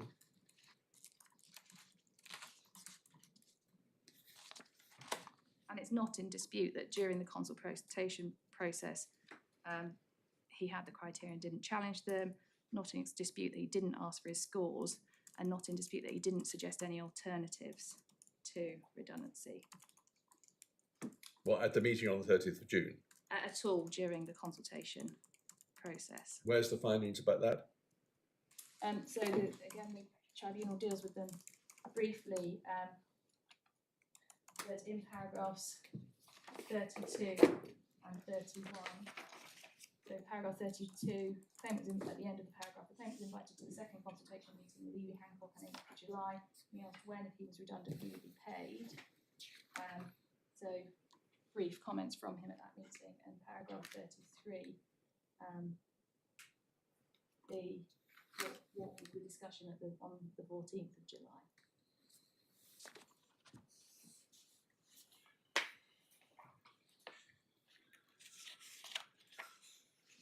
Sorry.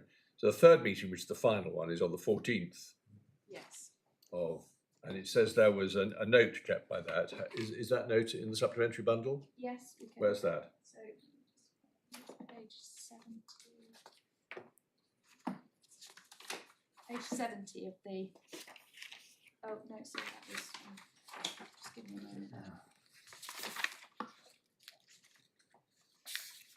I'm not particularly asking it's just useful if, as you obviously, if you're doing this exercise, just to have that. Yeah, so page 51.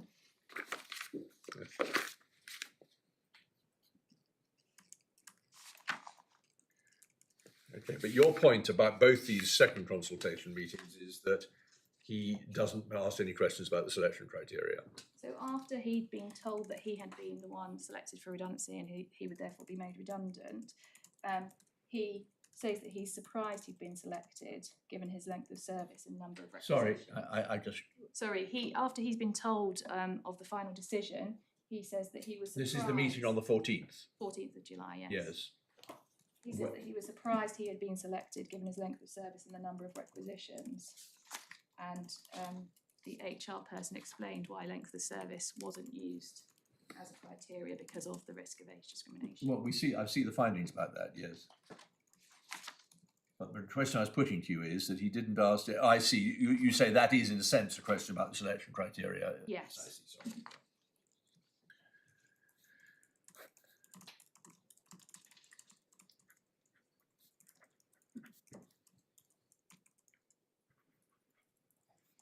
And then continuing with the story, we see at page 52 that the claimant was sent his scores on the 15th of July. And we see at page 53, Sorry, on the 15th of July. that's the day after he was dismissed. So why was he sent his scores at a time when he'd already been told he'd been chosen? Well, we see that at page 53, where Miss O'Donovan. I see, it's para 34, the claimant asked for information, yeah. Yes. Sorry, and you see, we'd see that at S53. So at page 53, the UK HR person, Miss O'Donovan, emails the manager, Miss Hancock, and says, further to our conversation earlier, I've sent Joe his scores. I was under the impression that the impacted associates were being sent their scores ahead of the final meetings and didn't realise that Joe hadn't seen them when we had the meeting with him yesterday, as he didn't mention anything about his scores. So it certainly looks like that was inadvertent. It wasn't intended that he didn't see his scores. It's just a mistake.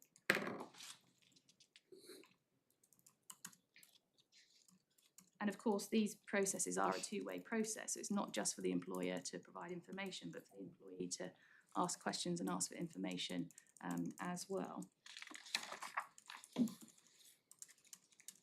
We then get to the appeal process. And if I can take you to that, because there is a transcript of that in the.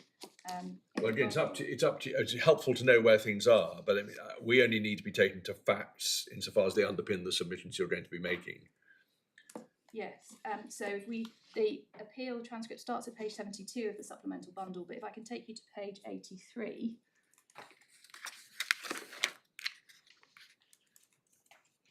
And this is important in the discussion that we've had this morning.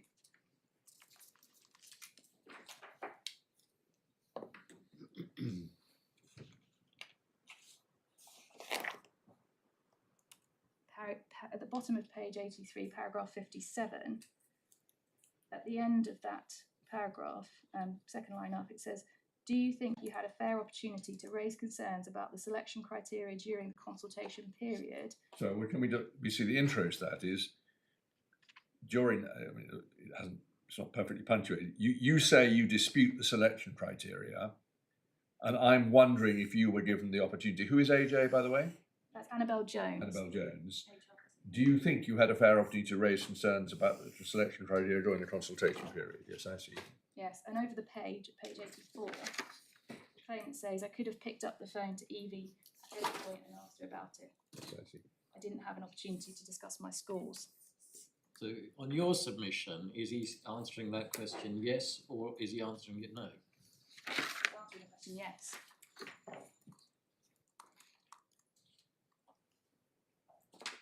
And then Miss Jones goes on, so it's the scores rather than the criteria. And he answers at paragraph 60, the criteria were given to me at the beginning of the process, but not the scores. And then Miss Jones goes on to say the only criteria questions was length of service after the decision was made, and Mr. Haycocks, the claimant, agrees. Equally, in relation to the scores, if we turn over to page 85,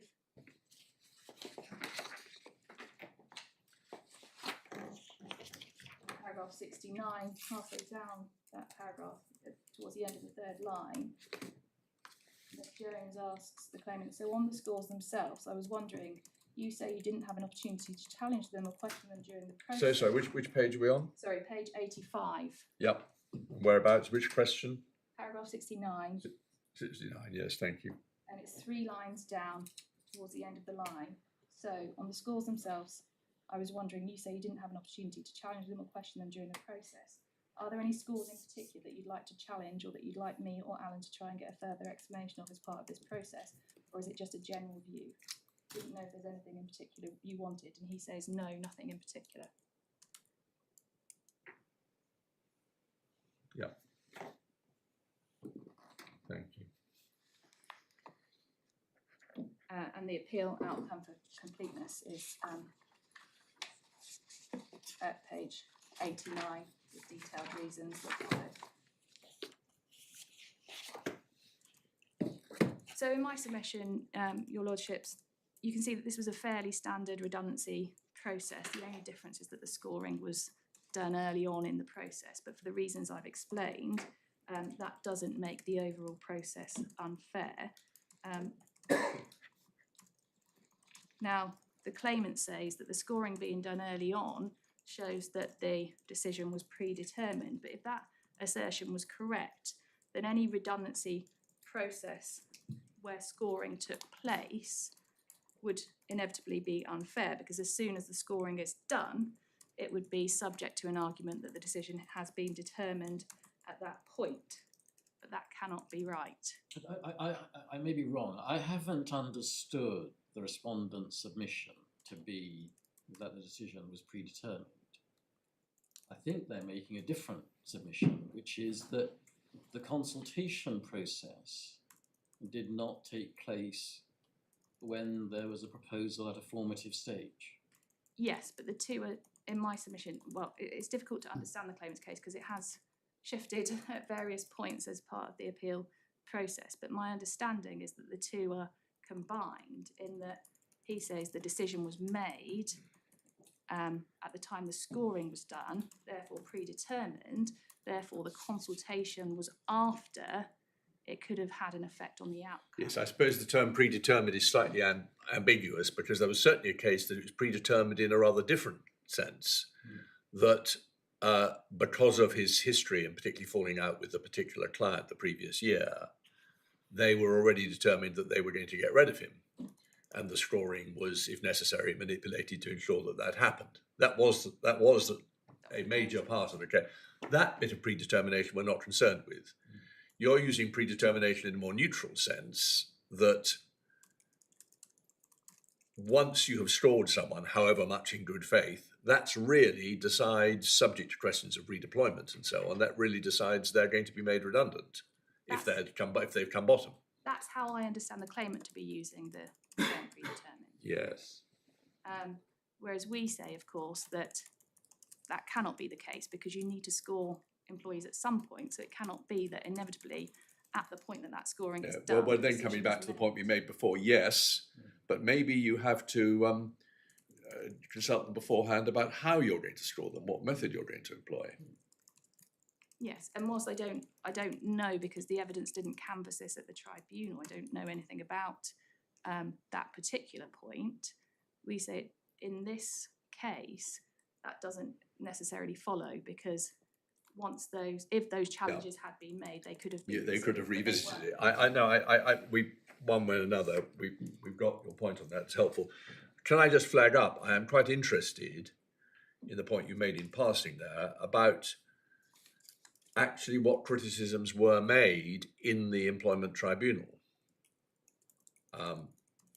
And don't answer this question now unless you're coming to it anyway. But I will at some point be helped by knowing whether it was an explicit criticism in the employment tribunal that there was no consultation about the selection criteria before the scoring was done. Because it's pretty clear the employment tribunal doesn't deal with that. And is that because it overlooked it or because it didn't understand that to be an issue? That wasn't an issue. That wasn't a point raised. Well, I did wonder whether that was the case. And we'll obviously have to hear what Mr. Jones says about that. It might be said, well, even if it wasn't, with the litigant in person, it's sort of point the tribunal to have looked at. But you say, and you were there, that a criticism formulated in that particular way was never made. Correct. And as we can see from the documents, the claimant has all along accepted that he had the selection criteria and could have challenged it at any time. That's a different point. The point is whether he was given the opportunity to challenge it before they were deployed, Yes. before they were used. Yes. And you're saying it was never the claimant's case in the ET that he should have been given the opportunity to comment on the criteria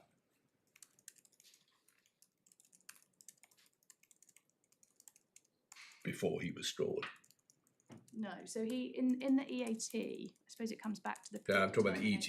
So in the ET, sorry, comes back to this predetermination or use of the word predetermination. His position was that having done the scoring on the 10th and 11th of June, the decision had been made, and implicitly that any consultation that followed was therefore not genuine. But not. Can I go back to the point you made earlier, where what you made earlier? We went to this point about whether the criteria had come from London, England, or UK or US, and the ET goes back to this, doesn't it? At paragraph 51. I mentioned this because it might be relevant to what the position generally was before the tribunal about whether there was any consultation about the criteria. What the ET said at 51 was the choice of criteria looks from the emails to have been a standard package from the US parent. They were not trying to exclude matters where the claimant might have scored Yeah. well. So, does one get the flavour here, the feeling here that in the tribunal, the case which the tribunal thought it was dealing with was here's a package of criteria from America. That was it. No consultation about the criteria themselves. On that particular issue, it was in your favour that it was a standard package, because that shows it wasn't tailored to do him down. But it's not in your favour, perhaps, On consultation. on consultation. Well, in relation to that, we've seen the emails. Yeah. So that is. No, you've clearly already said wrong. that's wrong. Um, My Lord is just exploring the implications of the tribunal making that point in that way. Yes, so just to make it clear, you demonstrated, well, you sought to demonstrate that the tribunal was wrong, but I'm suggesting to you that that was clearly what the tribunal thought, in that 51 underlines the point you made on that, but isn't that relevant to the question of whether there was any consultation about the criteria with the claimant? The choice of criteria was a standard package from the US parent. But as I understand it, you're not saying that there was any consultation about the criteria. It was open to But you're saying that doesn't make it unfair. He was told eventually what they were, admittedly after they'd been used, but he had the chance to say something then which he didn't take. Yeah, so there was the opportunity. And if he had taken it, your clients had open minds, and if it was a strong point, they would have had to do the straws again or adjust them in some way. That's your point. Yes, essentially. So the opportunity to challenge those scores was given, and that's all that is. Yeah. Those criteria. Sorry, forgive me for Criteria. Is it the same thing to say opportunity to challenge the scores No. as opportunity to challenge the criteria? Sorry, that was a slip of the tongue by me there. What I mean is the opportunity was there to challenge the criteria during the consultation, and he didn't take up that opportunity. So that's all that the consultation requires. On this question of how the case was put, the sources for how it's put will be, one, the ET's judgment itself, which will sometimes explicitly and sometimes by implication indicate what case it thought it was addressing. There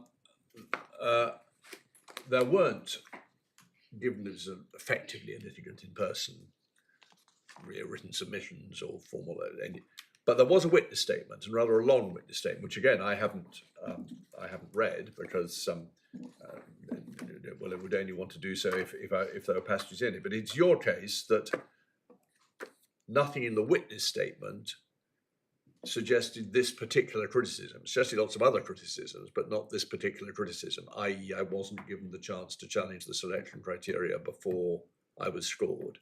Is that your case? So the witness statement does challenge selection criteria, but the specific point that you're making, that he wasn't able to challenge the selection criteria. Before he was scored. That's the point. That's effectively, as I understand, that's the point on which you've gone down in the AT. Yes. That's really what we should be focusing on. That's the point. That's the fundamental, as I understand it, that's at the heart of this appeal. And it's about what is meant by formative. Because I may have misunderstood, but see, my background is in public law. And these criteria, the well-known fourfold criteria about what consultation requires, in fact, are derived from public law, case law. And there's lots of learning in that context of what the word formative means. And it could be said, I'm not saying this is the law, but it could be said that what you have to do is not deploy the selection criteria, but before you deploy them, you have to say, these are the criteria we're thinking of deploying. Is there anything that you would like to say about it? That's the formative stage. Whereas what you're saying is, we don't have to do that, we can deploy them, and as long as you have the opportunity afterwards to complain about them will have an open mind, and that's all right. And you may be right. Maybe that is what the law is. But as I understand it, but please correct me if I've misunderstood, that is the fundamental issue on this appeal. So I appreciate that in the ordinary course of events, one would have the selection criteria, provide it, have an opportunity to challenge it, then do the scoring afterwards. In my submission, what formative means doesn't necessarily mean there's a specific order or timing as to when things have to take place. It just means it happens at a stage where what is said could affect the outcome. Yes. Or could change the outcome. But you've made that submission very clear, if I may say so, and very helpful. Yes. So what we would say here is that the tribunal, having heard all of the evidence around this and having heard directly from the manager about the scoring and about the process followed, was entitled to say that overall this was a fair redundancy process. Yes, I see. And I think if you focus down on any particular part of the process too narrowly, or hone in on a particular part like the EAT have done here, you lose the approach that should be taken. I understand why you made that submission, but if this were a public law case, actually we do. A lot of cases have been decided precisely on this, what you call a narrow point, that there wasn't consultation about, for example, selection criteria when they were still only at a formative stage. And that can be fatal. But we have your submission. Your point here is he was shown the selection criteria, he had the opportunity to complain about them. In fact, he did take the opportunity to complain about one of them, and that was at the appeal stage, but that's still part of the process, and that's the point in your favour, that the appeal stage is part of the overall process. And you say that the employer had an open mind. It's not suggested they acted in bad faith, and so that's all good enough. Yes. Is that the point? In a nutshell, yes. And the tribunal was entitled to find that, and the EAT Sorry, the tribunal. was entitled to find Well, that. yes, but what it didn't say, and this is, it didn't effectively say what you've just said, or my lord has put you and you've agreed. And that's really what the EAT didn't like. They didn't say, well, they did, because it's implicit in your Jaffrey point that they said if he had, the outcome might have been different. They did say that it would have definitively been unfair. That's the implication of not sending it back.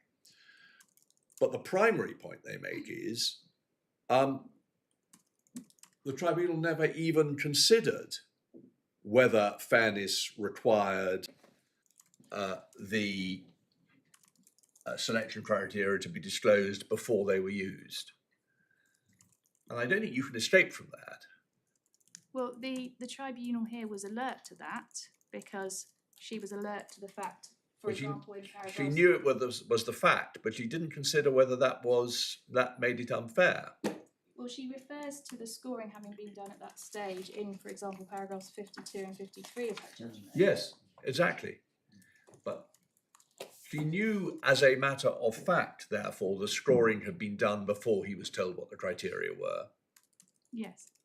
And that, again, you may be able to make something of that, but you can't go so far as to say, and she considered whether that was an unfair way of doing it, because she doesn't say whether she considered it or not, to which part of your answer is, well, that was never one of the complaints made. Yes. And that may be a complete answer, you would say. Yes. Because the claimant didn't what is the judge expected to do?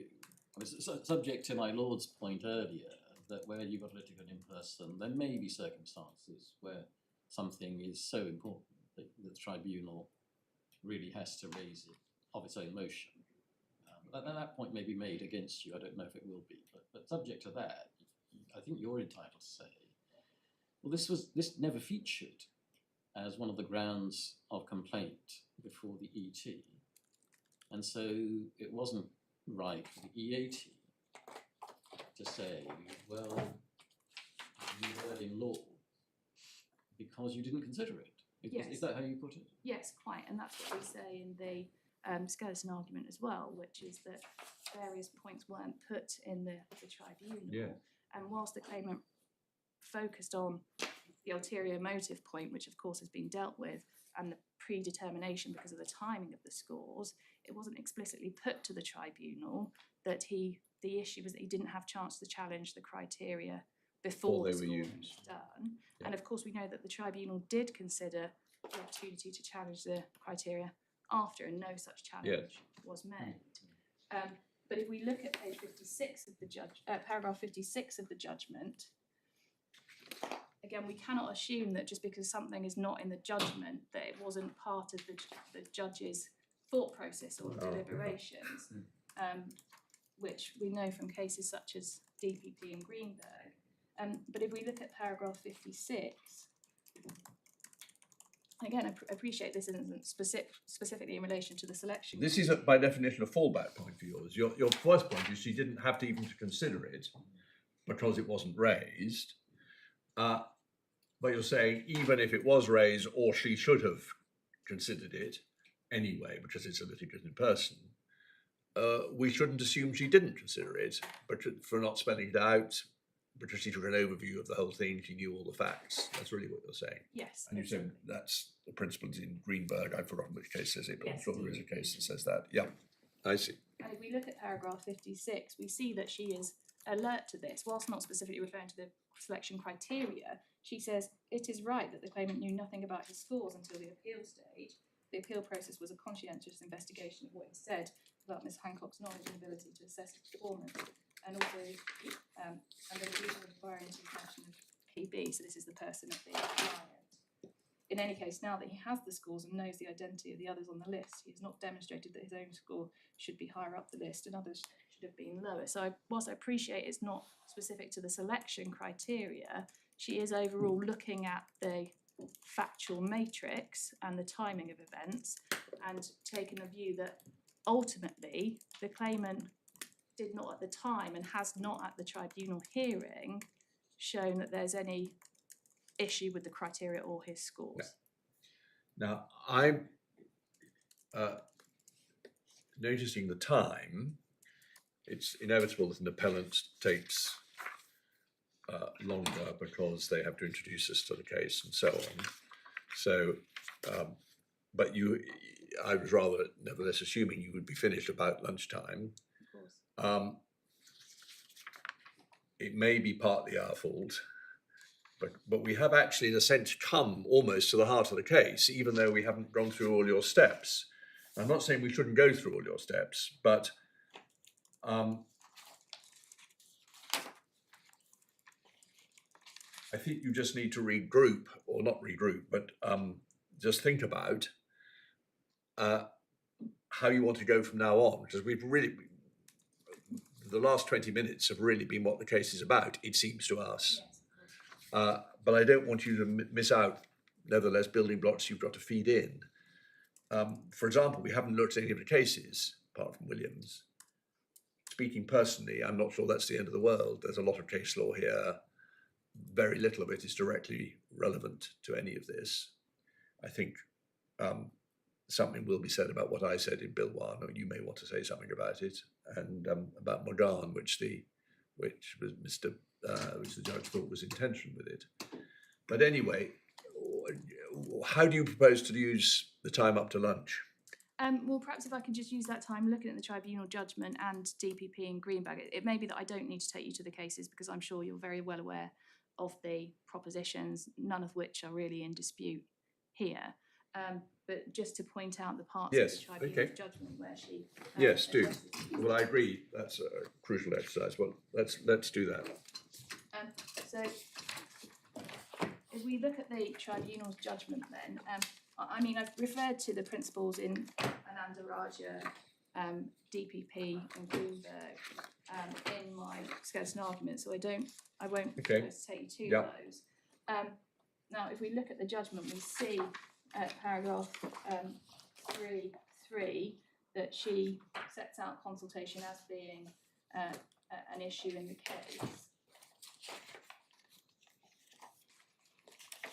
You then see at the bottom of page 85 a heading redundancy selection and So consultation. where's the point about consultation? Just not to flag it. Page 85.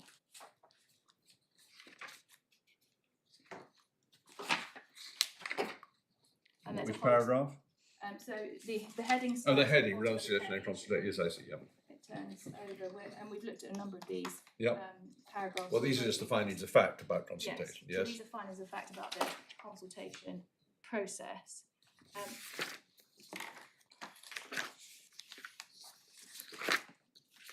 And then we've got the relevant law, which is at paragraphs 42 to 47. It shows that the tribunal had in mind all the relevant law, and we see at paragraph 46 reference to consultation specifically at the end of that paragraph. Now, no criticism has been made of the employment judge's summary of the law in this case, in the EAT or now. Sorry, where does, where I didn't get the reference to the consultation, the Yes, law on it's- consultation. Paragraph 46. Thank you. It's after the reference to TAMEC. Fairness also requires consulting employees about the process and giving them a chance to suggest alternatives, as well as an opportunity to identify where they think the selection criteria may have been mistaken or unfair. That is, that, at least implicitly, that is suggesting two stages. Consulting employees about the process, that I think means before the process has started, then after the comma, as well as an opportunity to identify where they think the selection decision may have been unmistaken or unfair, so the process has gone through but has gone wrong. Yeah, I don't know who that helps, but she certainly seems to have understood there to be two separate areas for consideration. So Yeah. she's correctly identified and directed herself on the law. And at paragraph 47, we see that. Forgive me for interrupting you, but you know the four criteria that we're all familiar with, which appear in the case law like Price and so on, referring to Mr. Justice Hodgson in an earlier public law case. Does the employment judge set out the four criteria of what consultation requires? So this is in relation to, which case are you referring to? In Price? Yeah, What form? yeah. In Price, Law Justice Glidewell She says. doesn't refer to. Sorry? She doesn't refer to the Price case. Sorry, my chair has to And on your submission, was that not an error of law? Not to be aware that those are the criteria that a consultation process has to comply with. Now, one of your answers to that may be, it doesn't have to comply with them. I understand that submission. They're not rules of law. I understand that submission. That's your ground one in the appeal. Yes. But it's supposed, for the sake of argument, that it was incumbent on the ET to refer to those four criteria. Do you have any submission to make about whether that omission matters? Yes. So essentially, whilst those are guiding principles, of course, they don't replace the words of the statute, which the tribunal judge clearly had in mind here. And the omission to refer to them doesn't necessarily mean she didn't have them in mind. Yeah. Or wasn't aware of them. We can't assume that just because it's not in the judgment, it wasn't part of her consideration. And we see at paragraph 47 that the tribunal correctly directs herself that at the conclusion of the evidence, the tribunal will stand back and ask whether there's been a fair redundancy process overall.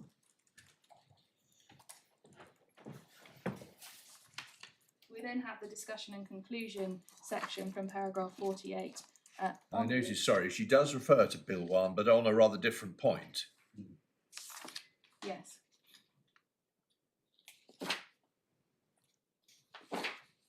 Which was my criticism there, which is not on the consultation aspect at all. No. Yeah, okay. Now, when reading the discussion and conclusions, of course, you have to read those with the findings of fact in mind. You cannot read the discussion and conclusions devoid of those previous findings that she's set out. Now, of course, would it have been better if the judge had included a paragraph specifically on consultation in her discussions and conclusions? Yes. Does it mean that by not including a specific paragraph, she failed to consider whether the consultation was fair? In my submission, no, it does not.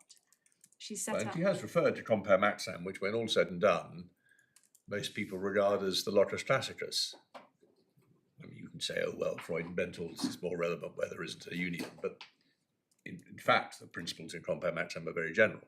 Yes. Yeah. Exactly. So she clearly had the right questions and the right framework in mind. Now, we see at paragraph 58 at the end of her judgment that she ends with, in the judgment of the tribunal, this was a fair redundancy process. Now, my learned friends say that this is merely a conclusory statement and not consideration of the actual process followed. But in my submission there, the learned judge is doing exactly what she said she was going to do at paragraph 47 of her judgment, which is take a step back and consider the fairness of the process overall. And that's exactly what she was required to do under section 98, subsection 4. So in my submission, she has said enough for the parties to understand why they've won or lost.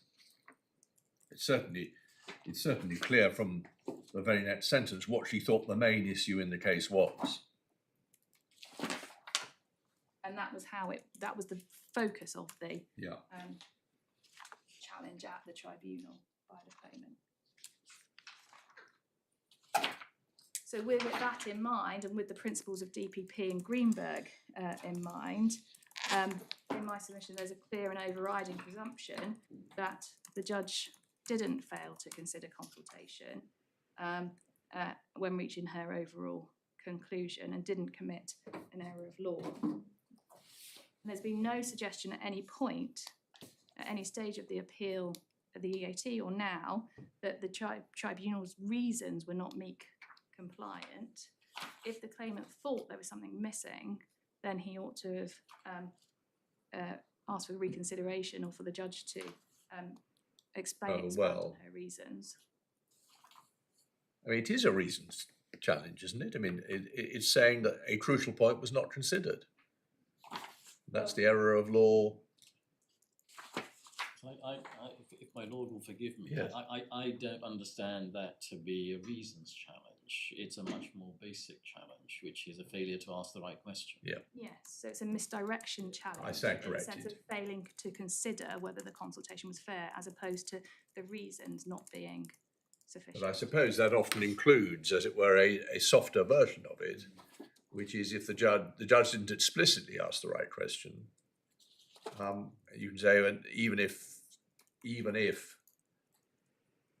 it might be fair to say that they did have that question in mind, they haven't shown why they've answered it in the way they have. Well, in my submission, I would say that she has, because she set out the findings of fact. Yes, on okay, well, it's the specific the point to some extent of labelling, but I see the force of my words. So the specific Yeah. point of appeal in front of the EAT was that the judge failed to consider whether the consultation was fair. And It's fair in a particular respect. Yes. Well, I think it was in a broader respect than the EAT found it, but I think it was a general challenge that the judge failed to consider whether the consultation was fair. And we see, if we read the judgment as a whole and fairly, that she did consider that, and she did all that was required of her. In relation to that, I would, if there was time, take you to the Mugford case, where essentially the EAT finds that in the case where there is some form of consultation, of course, the issue is a question of fact for the tribunal of fact to determine. And we say that EAT shouldn't have interfered with that. Nearly all these cases, with one or two prominent exceptions, are just decisions on particular cases. You can't look at Judge Peter Clark's quite short judgment there and get out of it some huge point of principle. It was his way of expressing why the decision was fair in that particular case. Yes, of course. Each So case they're all stands illustrative, its if you like. Yeah. Which is Again, it's true for all of them. Sorry, I didn't mean to interrupt you. No. Again, one always has to be very careful to keep conceptually distinct what is the issue. And the issue on this appeal is whether the Employment Tribunal erred in law in failing to ask the right question. Now, if it did, to say, well, whether something is fair or not is always a matter of fact and degree for the Employment Tribunal. It's neither here nor there, with respect, because that's not the challenge that's being made. Yes. And I think cases like Mugford remind us of that fundamental doctrine. But that's got nothing, I'm afraid that's got nothing to do with. Now, your answer is, well, it wasn't a failure to ask the right question, end of. And that doesn't turn on authority, that turns on our reading of the ET's judgment. Is that right? Yes, exactly. Exactly. In a nutshell, that's exactly right. But we say it was for the tribunal also to, I appreciate your point about failing to ask the right question being an error of law itself, but bearing in mind there's the issue of perversity, whether or not that's a challenge, it was for the tribunal to, having heard all of the evidence, take a step Well, again, back. Mr. Jones can say what he wants to when he's on his feet, but I have to say, speaking for myself, I do not regard this case as being a perversity case. The submission is either right or it's wrong. The Employment Tribunal erred in law because it failed to ask the right question, namely, was the consultation process fair? Yes. And this is why cases such as DPP and Greenberg are particularly relevant, because of course they remind the appellate courts not to be overcritical of tribunal judgments in assuming that just because something isn't written in the judgment that it's completely missing from the deliberations or the consideration. Yeah. And reaching the conclusion. Very well. Now, where next? So I was then going to take you on to the EAT's judgment and the grounds of appeal. I can probably do that quite briefly because Yes. we've set that out in quite some detail. Yes. In our Well, why not answers. start? We've got 5 more minutes. Thank you. So in my submission, if I can just take you straight to the crux of it.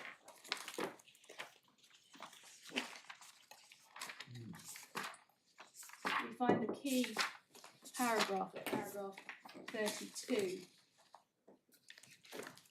of the tribunal of the EAT's decision. That's page 67, behind tab 5 of the court handle.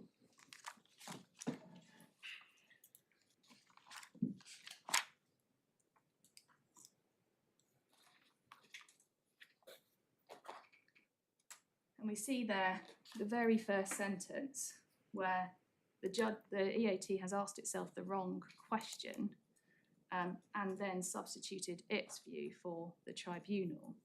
It says, applying these principles, we have come to the conclusion that in this case there was a clear absence of consultation at the formative stage.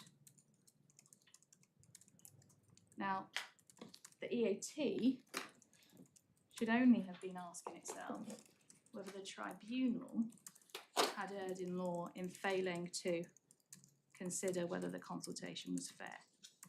It should not have been putting in place principles of law and judging the tribunal's decision against those principles. Not the primary question, unless and until they've identified that the tribunal has failed to answer that question. Yes. And then it's only relevant to the Jaffrey question. Yes. And we see that the crux of the EAT's decision in relation to overlooking certain points on consultation is in paragraph 32.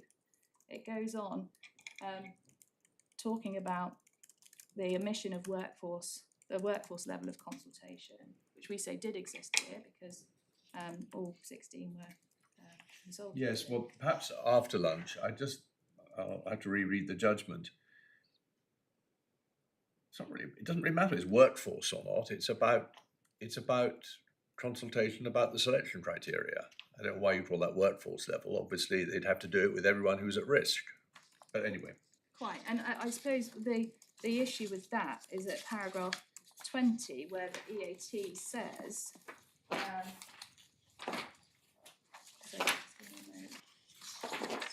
29, sorry, page 69, where the EAT says the individual stage of consultation is, as we indicate, more personally directed. This stage would generally consider such things as alternative employment. However, again, it's not for us to be prescriptive, but such consultation would usually be expected to occur in addition to the collective stage.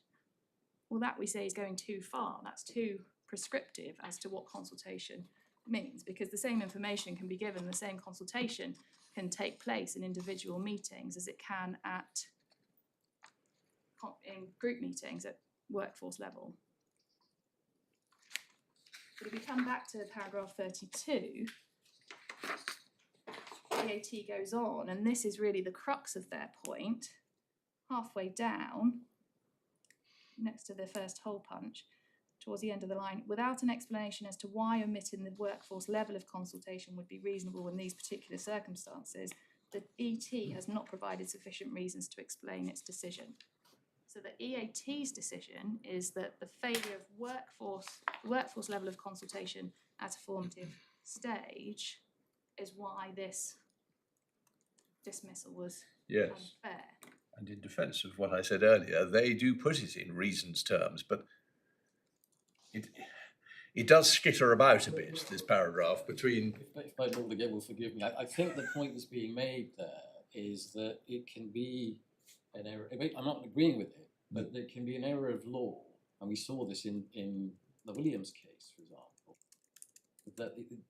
that there are certain principles that an ET is expected to follow normally, and if it doesn't do so without explaining itself, then that's an error of law. But that's what they're saying. I'm not saying I agree with it, but I don't think it's a pure reasons challenge. No. So that looks more like a perversity challenge Well, rather than a misdirection of. I know you put it that way. I don't myself see it that way, but I have your submission on that. But in my submission, this paragraph 32 shows the crux of the EAT's decision, which was the failure of the workforce level of consultation. Well, we will ponder para 32 again over lunch. Now, how much longer, you've got your point on, you just want to take something else you want to criticise in the EAT's approach, but you've done most of that. You were going to show us BAE and Green. Sorry, I didn't catch the... What you were going to show us BAE and Green. Yes. Remind us why you were going to do that. Well, in the EAT's judgment, one of the grounds, on the SIFT, the decision on the SIFT of the EAT made comments about whether comparative scores should be disclosed as part of a consultation. I think speaking for myself, I'm sure for my lords, we will have another look at the EAT's reasoning in the light of everything that's gone before and see the extent to which that really is a necessary point to write. We'll look again at Mr. Jones's skeleton and see whether maybe we won't need to hear you on that and on reply if we need to. But we'll take a view on that.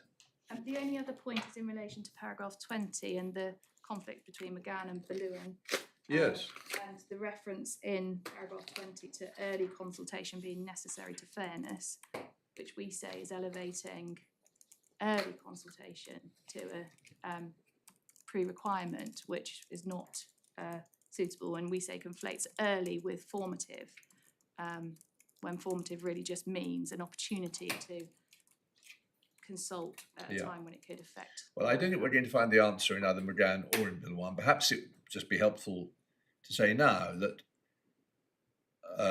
three things about Bill 1. One, actually, was a case in favour of the employee, but I agree on the point of consultation. Less so.